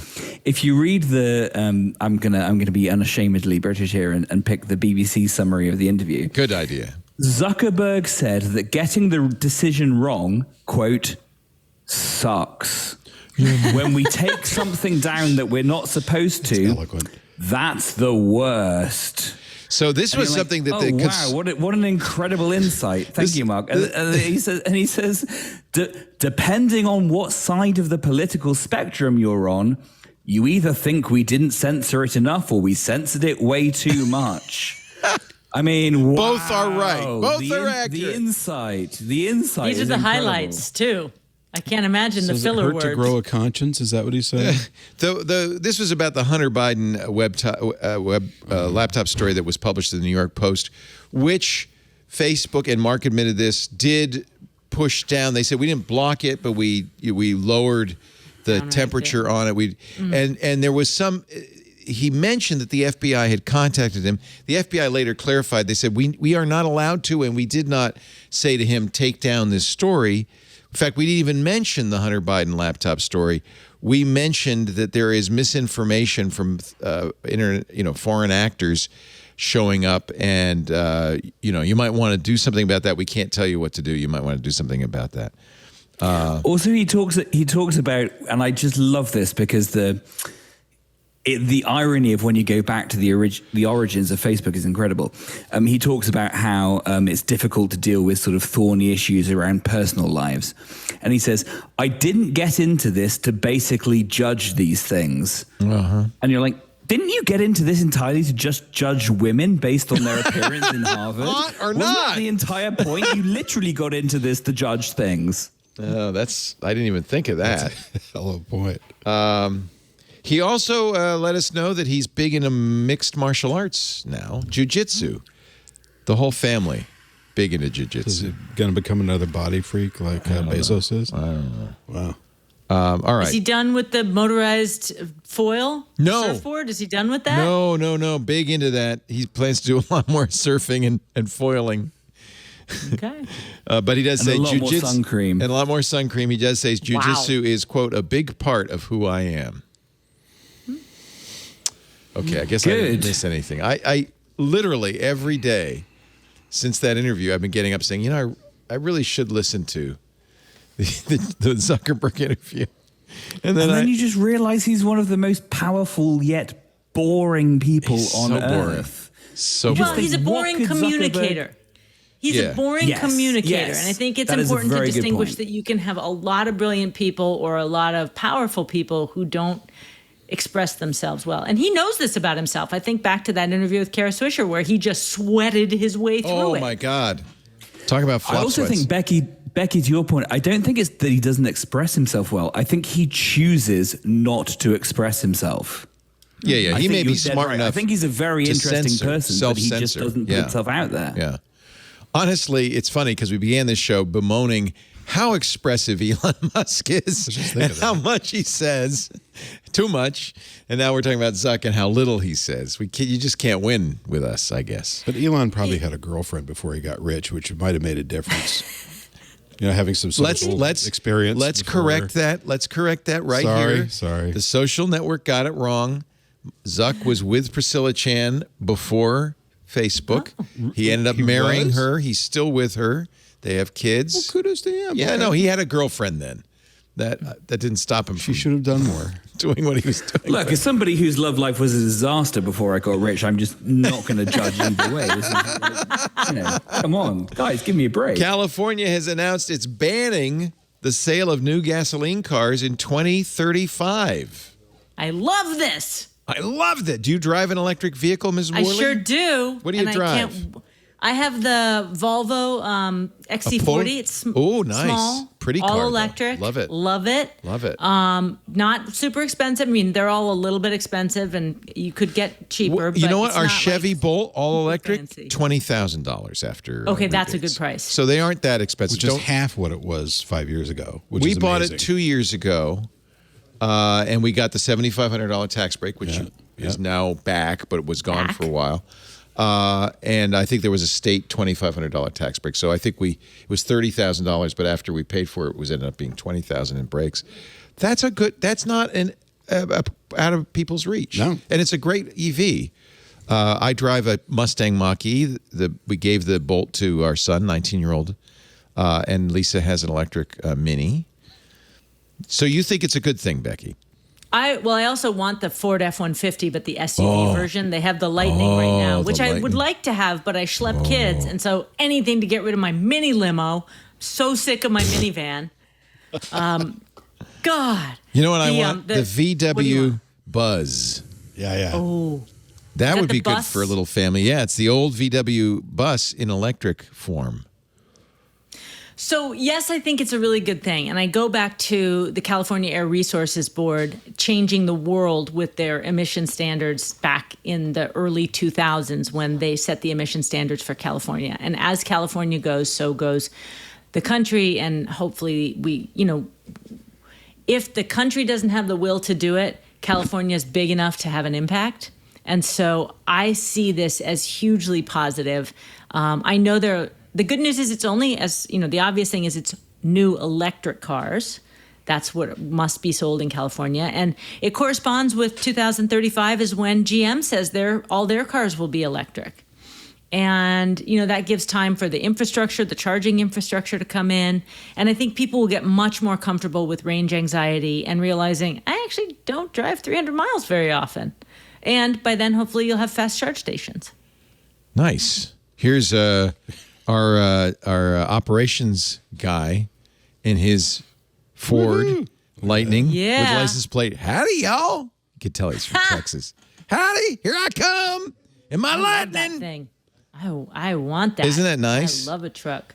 Now, you know what I'm waiting for us to do in California is to ban gas-powered leaf blowers. Oh, God, please. That's what we need to get rid of. And not only is it noise pollution, but a leaf blower has more carbon dioxide emissions, pollutants, than a 2010 like F-150. Yeah, there's still two strokes. They're two strokes. Yeah. We all remember two strokes. What we really need is four-stroke leaf blowers. They'd be smoother, they'd be quieter, they'd be more powerful. They make them, and if you go to the Huntington Library in San Marino, Hummer leaf blowers. They have great big lunar backpack-sized leaf blowers that go, but they're still gas-powered. I think electric is. So my question is, just to play the other side of the political fence for a minute, which I don't ever live on comfortably, there's still this discussion about the calculus of, okay, here's what it takes to build an electric car. Here's what it takes to manufacture batteries. Here's what it takes to cycle all that stuff out of the ecosystem later. how long do you have to convert to all electric before that plays out into a net win? Or do you? I mean, I've read a bunch of different accounts of this, and I haven't yet seen one that really convinced me one way or the other, because it's really resource intensive and it's tough on the grid. Well, it's also desperately different depending on where you live. What is it? So how's EV in the UK? Are people doing EVs? So EV in UK is interesting, again, depending on where you live, because in California, or in America generally, like, people have houses that have driveways. Yes. And that means you can charge a car on your driveway. Yeah. You live in London, 90% of places that you live in London don't have driveways. You park on the street, so you're relying on the government to provide charging infrastructure on the street where you live, which is very difficult. On the other hand, you're probably driving much shorter distances, which is either better or worse, depending on your point of view. I will say that I think I was in Brighton, which is twinned with Santa Monica in the States. So that gives you an idea of what kind of place it is. And this weekend, they had do you guys know Vespas, the little Italian scooters that were kind of like the mod culture of the 60s? Always wanted one of those, yeah. So they had a little mod festival, and there were hundreds of these bikes all along the coastline of Brighton Beach. Mods. And I was there. Yeah, the mods and rockers. And I was there, and I was thinking, what is, the mods were the 70s. We're in the 20s. In the 2070s, what is going to be the equivalent of the mods on their Vespas now? Is it going to be anybody driving a gas-powered car? Is it going to be, Arnold in his Hummer? What are we going to have nostalgia for in 50 years, where we think, actually, that's probably not very good for the environment, but it's quite cute at the moment? Remember when you could go outside without having your hair burn off? And I would say, so my point of view is I love cars, and I love, unlike Americans, the British have some history, so we have nice cars in our backfill. You. Yeah, sorry. So I have a lovely little 1970s sports car. I'm jealous. But do you have an MG, a Triumph? What do you have? Yeah. It's a little 1970 MG drop top. Oh, I'm so jealous. That was the very end of that era for those. Yeah. As the flip side to how that, Austin Powers of you. Very Austin Powers, but because I'm turning 40 next week, and I have a happy birthday, a midlife crisis. I've bought an electric motorbike. Perfect. And it's like, if you're in London, that's a perfect choice. And all you want to do is 40. Range anxiety. The range on this thing is 40 miles, but in London, that's about 4 weeks of riding. So I've bought there's a great brand called Maving, MAEVING.com. And they make very classically British inspired sort of Triumph. It's all Triumph engineers. It doesn't work, electric bikes. Burst into flames? Is that? Hey, excuse me. I had an Austin Healey. Wait a minute. This is not a bicycle. This is a motorcycle. This is electric. No. It's a motorbike. Yeah. But from that as a little commuterville around London, and obviously, it's not going to be amazing in LA or Petaluma, but you scoot around New York or any sort of urban area in that, and it's going to be fantastic. What's the top speed on this? It does about 60. That's beautiful. And how much is it? About five UK pounds. 5 quid? What? About 6,500. Yeah. Okay. You left off American a couple zeros there. I was getting excited. Well, it's only £5, Governor. That's not bad though. And where's it made? Especially right now with the dollar so strong. Yeah. Where's it made? Well, exactly. So it's kind of like, well, what is going to be the equivalent of, we're looking at all these electric things, and it's great, but what is going to be the equivalent in 20 or 30 years' time of driving around a vintage car? Is it going to be, are we going to have a newfound nostalgia for Hummers? Ever. You look like Lawrence of Arabia riding this around. That's fantastic. Steve McQueen I'm going for, Leo. Oh, Steve all right. McQueen. Okay, yeah, probably better. This is so cute. I'm actually I wonder if I can get this in the U.S. I'm tempted. But you've ordered it? or are you just looking at it? Yeah. It's coming a week after my birthday. Oh, happy birthday. What a perfect thing. Okay, can I just in time for my midlife crisis? Yeah, there you go. That and your triumph, you're set. Maving, it's great. Right around. You're just like a mod rocker. Maver, hardly knew her. Is that a stirrup? Do you put your foot in that thing? Yeah, sure. It's like a horse. Jack Dorsey says, my biggest regret is that I turned Twitter into a company. Huh? So does he mean like it could have been like Craigslist and he could have been like Craig? Yeah. Somebody asked him on Twitter, Jack, wondering what was your intent on Twitter and has it turned out the way you wanted it? See, it feels a bit skewed leftward right now. How do we straighten it? It seems an inordinate amount of rightward-leaning Twitter users are being banned or kicked off. Well, this guy obviously has an agenda. It can't be good for MDAO. The biggest issue and my biggest regret is that it became a company. I think what he meant, and it's interesting to read the replies, is I wish it had been a protocol. And Kevin Marks says, well, I might point out we were treating it as a protocol because you had an API right up until Chirp when Twitter rug pulled that, killed all third-party clients and most apps. Yeah. Oh, I remember that. The Twitter winter. So I mean, it's really good for Jack to talk about, I really wish I'd made it open. I really wish I'd done this, that, and the other. It's like, dude, you made an absolute shoot ton of money. So it's very easy to look back and say, I wish I'd done it a different way from a perspective of immense privilege and immense money. And B, at every point you had the opportunity to make Twitter open, you repeatedly chose to not do that. You bought, he has regrets. You bought TweetDeck. You bought, every single thing that was successful. You killed it all off. So, I mean, sure, have regrets, but it's very hard to have regrets over things that you consciously, repeatedly chose to do. It's like, maybe I have regret over this one thing that I did once occasionally, but if you keep doing something, can you really regret it? It's more like, at that point, you kind of made a life choice. you could say I was a jerk. Like the 5 times that I shut down every client and every API, and I rate limited everything that accessed Twitter, and I refused to build a decent desktop client, and I refused to build a mobile app that had. I mean, how much regret do you really have? Maybe he's learned his lesson.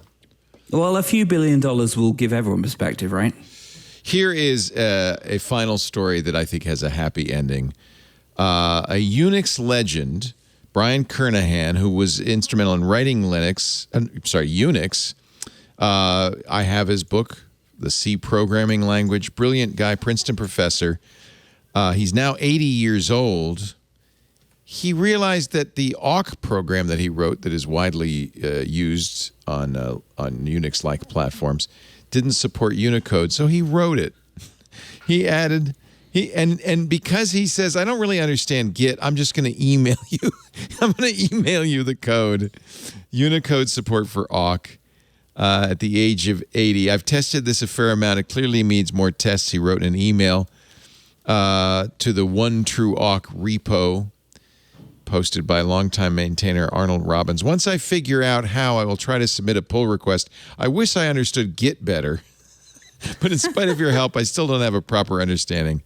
So this may take a while. It made me pull out my old C programming language book, which I got in 1982, and realized that Kernighan was 40 back then, and I was a mere sprout of 25. But it's a beautiful story. What a legend. Kernighan, yes. Just absolute legend. Yeah, and a wonderful story. Wonderful story. And a real example of how we can really venerate all the sort of, incredible Web3 entrepreneurs and all the, the incredible sort of people that are doing the new, but how we're all standing on the shoulders of giants. Yeah. And that sort of, that generation of early computer scientists and engineers are hitting that, golden age. Yeah. And we're gonna see them in their retirement. The Service Corps of retired executives is now the Service Corps of retired engineers or something. Well, similar. his co-author on the C programming language passed several years ago, Richie, and that was a big deal. when he passed. Because we started to we've realized. I mean, I've realized it for some time that we've walked amongst legends like Becky Worley. And I will be telling such stories about you. I'm not a legend yet. When we launch your I'm pinky working on into my space. legendariness. There you go. Hey, I have two quick updates. I know you're trying to wrap this, but MIT says when it comes to clean technologies like electric cars, even the dirtiest batteries emit less CO2 than using no battery at all. So that's the answer to Rod's question. And during this show, Elon Musk tweeted, "Godspeed, Artemis." So as we look forward to the week and the possible launch, let's just keep our fingers crossed. We didn't really talk about that, but that's tomorrow morning at 5:30 Pacific, 8:30 Eastern. Pacific, yeah. If it goes off, it's... turn it on in the background, and if you don't hear a countdown hold at 30 seconds, you can probably assume it's going to go. The NASA stream is in 4K on YouTube. If you have access to a 4K set, that will be worth watching. It is unmanned. There's only a mannequin aboard, Munikin Campos, who is named after Campos was Capcom, right? Or he was an astronaut. So. Yeah, this is NASA trying to popularize things better. And Munikin because Munikin just hurts. Why not? He'll be sitting in the command seat, so you'll see him with a speaker in his mouth talking to the Amazon Alexa system. Yeah, apparently they got some money from Jeff Bezos, and from it turns out Cisco WebEx. Cisco and Amazon partnered to do a test of the Amazon Echo in space because astronauts really need to be able to talk to the spacecraft. I can remember one time that didn't work so well. Hal. Open the pod bay doors, Hal. Well, open the pod bay doors, Hal. And do they really have to now? As she said, I know you're trying to wrap up, but there's so much available on glass panel controls. It's not the push buttons and toggle switches of the Apollo and shuttle era. Do they really need that? I mean, I guess it could be handy, especially if you're on a spacewalk. They need it because they needed the money Alexa, from Amazon. I need more electrical wiring cable. I'm glad you like Motley Crue. I'll be happy to play this song for you. Tell me a joke. Yeah. Arturo Campos was a NASA electrical power subsystem manager who was called upon. Houston, we have a problem with Apollo 13 and helped get Apollo 13 safely back to Earth. So I think a very appropriate tribute to... he probably wouldn't be thrilled to know that the first name Munikin, but there you go. It is wearing the Orion Crew survival suit system. Yeah. There you go. Nice. Because they don't have an EVA suit yet. Yeah. Looks like they're bringing a child mannequin along. I don't know what that's all about, but okay. Well, this will be the first woman to go to the moon, so maybe it's a smaller person. Oh, maybe that's the lady. Might be. Although two of the ladies are rugby players who could snap you in half. Yeah, so that's exciting. I don't feel like they need any compensation. This they feel mission, like they'd be quite competent filling out. This is the first of three Artemis missions. The first one will go actually 40,000 miles past the moon and then come back. So this is a really long, because it's uncrewed, they're going out for about 40 days. Yeah. So they're going in this really weird big halo orbit. So it's different orbit than any of the Apollo missions used. And it's to accommodate, part of what's wrong with Artemis, if I may, is that the upper stage is so underpowered that even though the main part of the rocket is more powerful than the Saturn V, it doesn't have the lifting capability of the moon the Saturn V had, which is why we have all this, we got to meet Elon's rocket out in lunar orbit to get people down the surface. So it's right now, the physics of this are really weird. Basically, so this is the first uncrewed one. Next one will be a loop around the moon mission like Apollo 8. And then the third one, Artemis 3, which will happen in 2025, maybe 7, somewhere in there, will carry the first 3 people, which is when we get, the first woman and first person of color to the moon. But by law, you have to launch them on the SLS, which is the big government rocket. God bless them. I hope it works. In an Orion capsule, which is a third bigger than the Apollo capsule, 3 people. You got to go to lunar parking orbit, where you meet up with Elon Musk's lunar starship, and then 2 of those 3 get in the nose of the Starship, taking up about 3% of its total volume, with this enormous chasm of an RV behind them, and land it tail first on the moon. So it's a little weird. It's but what this Will is the would first call step. a dog's breakfast of a launch. A mutt Well, munch. we know what dogs eat, so yeah, that's Snoopy will be going along for the ride. 3 mannequins, toys, and an Amazon Echo. and an iPad. And an iPad. I thought the iPad was the one talking to the Echo. What's the iPad up there for? I'm not sure. I thought. Wait, have we got Siri talking to Alexa? Is that what that we're would be saying? very AIs? interesting. Yeah. Yeah. But maybe they ended up mounting the iPad there. But I mean, God bless them. They've been working on this rocket since 2002 in one form or another. And, it's supposed to be easy because it's recycled shuttle parts. So we know they're going to fly it at least 4 times because they have that many shuttle engines. They got 16 of them sitting around a warehouse. So they have to use them up? Well, yeah. That's Congress. That's how we're saving money at $4 billion a launch with a B. Yeah. And then, we'll see what happens after that. But it's good to have a moon rocket. Elon could wake up one morning and say, this space stuff is for the birds. I don't want to do it anymore. So it's good to have a government program. So more power to him. It is Launch an Monday. Elon touch. They've in the past on Elon launches had a zero gravity indicator, Right, which right. is like a puppet or something floating around. This time it'll a be dragon or Snoopy. something. Yeah. This will be a Snoopy in a spacesuit floating around. That'll be the, quote, zero gravity indicator. Maybe next time Elon will carry something from the new, what is it, House of Dragons? Is that what you said this new show is? Yeah. Oh, and just as a sop to Will, Shaun the Sheep will be aboard. Aw. That's the contribution of the European Space Agency, ESA, and I'm not joking. He's wearing an ESA. He's from Wallace and Gromit. Okay. There you go. All right. Should be a lot of fun. There's also Placement at its worst. a bunch of Apollo 11 crap Hey. that they're sticking in there. Paraphernalia. They're getting it all in, baby. Look, here's a bolt from the Apollo 11 F1 engine that will be flying on Artemis.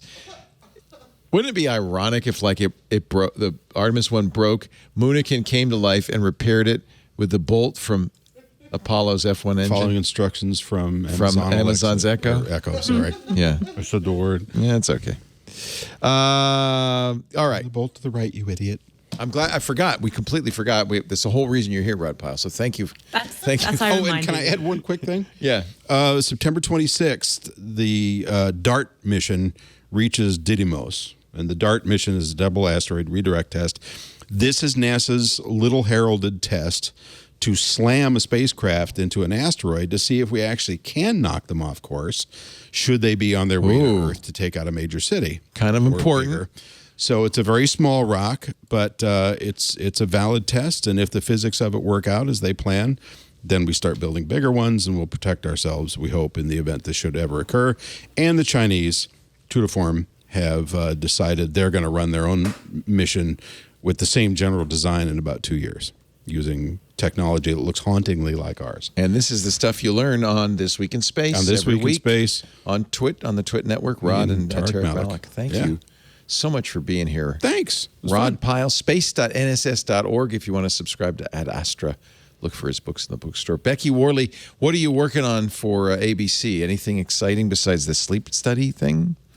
I did have a lot of tech stuff going on, Apple stuff, and then waterproof mascara. Awesome. I've been looking for that for years. Me too. I know. Because I know, cry a friends. lot on camera. Tammy Faye would have here for loved you. this. Yeah, I did magnetic eyelashes a nice. couple months ago. How do you so like this is those? an outcropping. They're incredible technology and a great innovation. Do they snap onto your eyelid or something? Yeah. You use a metallic eyeliner and then you snap the lashes onto it. And we did an open top bus going across the Golden Gate Bridge to test if they made it or not. And 2 of the 8 lashes went, but 6 lashes holding on is pretty damn good.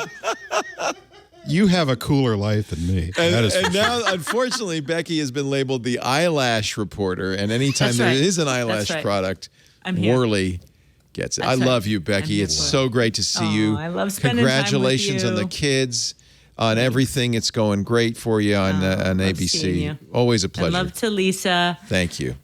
and Thank the you. crew. Come see us sometime soon. I'd love to. Good. Will Harris, I'm going to see you because you're in jolly old England, and I love London, where it is the middle of the night. Go wander on down to the Greenwich Observatory and just check and see for us, will you? I'll just check what time it is right now. Would you just let us know? I'll jump out of the apartment and just run down and check. He's apparently 100 yards away from the Greenwich Meridian.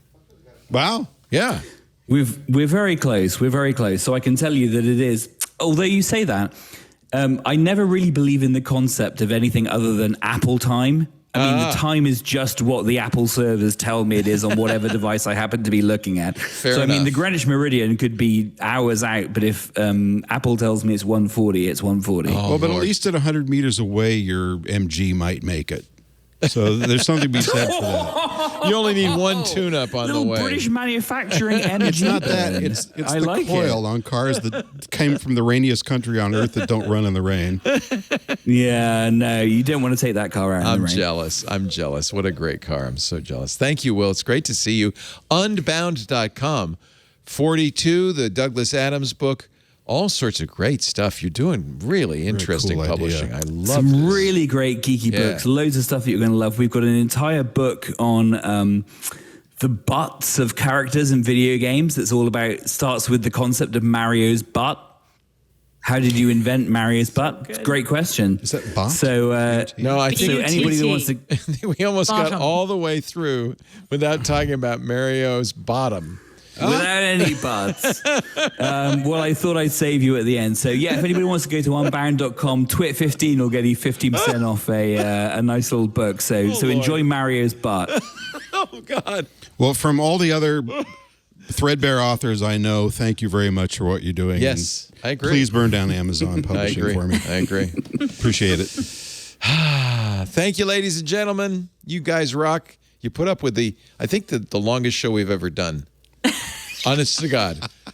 Patrick Delahanty will tell me. But at 3 hours and 12 minutes, I think it's the longest show we've ever done. You deserve a break. Sorry, you're apologizing to me. I'm the one who kept you. Thank you for being here. I really appreciate it. Good night, Will. Thank you, Leah. Bye, guys. What's he doing? He's miming something. I'm waiting for the another twit is... Another twit is... In the can. Bye-bye, everybody. I won't keep you around much longer. See you. Doing the twit.